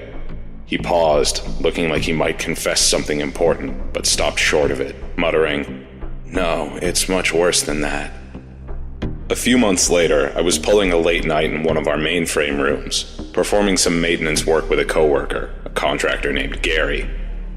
Gary, a bald, pudgy, diabetic Mormon, was a salt-of-the-earth type with an easygoing demeanor. He had an abbreviated sense of humor, but didn't have a mean bone in his body, and was a good colleague.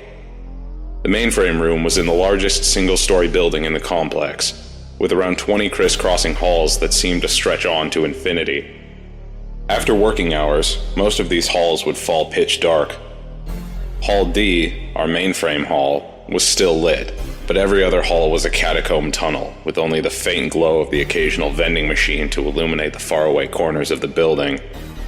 The mainframe computer room itself was large, but was stuffed with IBM System 370s and noisy, fridge-sized cooling units. It wasn't feng shui or anything, but we loved playing around with computers so much that we didn't mind. At around 9 or 10 that night, Gary left the room for a bio break, leaving me alone at my terminal. 30 minutes later, the lights flickered off. This was a frequent occurrence in the aging building, which was why we armed ourselves with flashlights for the late shifts. I noticed that Gary hadn't returned from the men's room, and as I felt the call of nature myself, I grabbed my Ever-Ready and headed out the door to check things out. That's when I first noticed the smell. I tell folks that it smelled like mint gum and roach poison, but there was an indescribable and subtle sickness to it. I've never smelled anything like it since. It was the scent of something horribly unclean and unnatural combined with a potent artificial sweetness. I left the mainframe room and hurried toward the men's room, which was 2 darkened hallways over. I made it 5 paces when I saw him, or it, or whatever it was. Standing in front of the exit doors at the far end of Hall D was what looked like a man wearing a gray jumpsuit. Both it and I remained motionless as I trained my light down the hall. Seconds later, it broke into a speed walk straight for me. It was still a few hundred feet away, but I could tell something was clearly wrong by the way it walked. It had an impossibly fast gait, like people from old newsreel clips, and by its head, which looked like an enlarged, lumpy orb. When its face came into view, I sprinted back into the mainframe room, which thankfully had a mechanical push-button lock. The face was utterly unrecognizable. It was just a scattered set of abscesses and holes. After slamming the door shut and backing toward the desks, a figure appeared in the small frosted safety window. It was quiet for a moment, and then it spoke. "It's Gary. Let me in. I just saw something." I couldn't hear it perfectly over the drone of the fans, but something wasn't right about the voice. It sounded like Gary, but as if he were leading some sort of spoken word chant with dozens of other voices. It instantly dawned on me that Gary knew the lock combination. I was paralyzed with fear and didn't respond. At this point, the smell was so strong that it almost hurt to breathe. It spoke again. "It's Gary. Let me in. I just saw something." It sounded like an identical recording of what I'd heard seconds ago. My heart sunk when I realized that there weren't any other exits to the room. I backed up toward the machines, quietly hoping that the thing would go away and that the lights would come back on. A deep buzzing sound came from the other side of the door, followed by more words from the thing in the hall. "Hello? Honey?" The voice had the muffled pitch of a telephone receiver, but it was clearly my wife. It sounded like she was at home. "Hun, is that you? Is everything okay?" I was in a state of confusion, despair, and shock. I summoned the courage to approach the door, aiming my light through the window. "The police have been notified!" I yelled. This was impossible, as the mainframe room wasn't technically office space and thus had no phone. I heard something that sounded like liquid being pulled up through a novelty straw, and then a splattering sound. A thick white fluid slowly spilled out onto the vinyl tile from underneath the door. The smell was nearly unbearable. I began yelling for help. I could hear the thing fumbling with the push-button lock. The splattering continued, and the dense white syrup kept pouring in from beneath the door. I remember retreating to the back corner of the mainframe room, and then nothing else. Hours later, a pair of MPs found me curled up in a ball and sopping wet in the rear corner of the mainframe room. My wife, who had received a call at 10:30 from someone she believed to be me, called the base police at midnight after I didn't return home. The guards didn't find any sign of forced entry, and there was no sign of Gary or the white liquid. The next morning, my manager told me that Gary had terminated his contract earlier that week and wasn't even scheduled to come in that day. I never saw him again. My wife and I moved to California a month later. Even though I work from home these days, my pulse still quickens when I walk down a darkened hallway. What stays with me the most is that strange, awful smell. It's probably just my brain playing tricks, but I swear it still wafts in through my window some nights.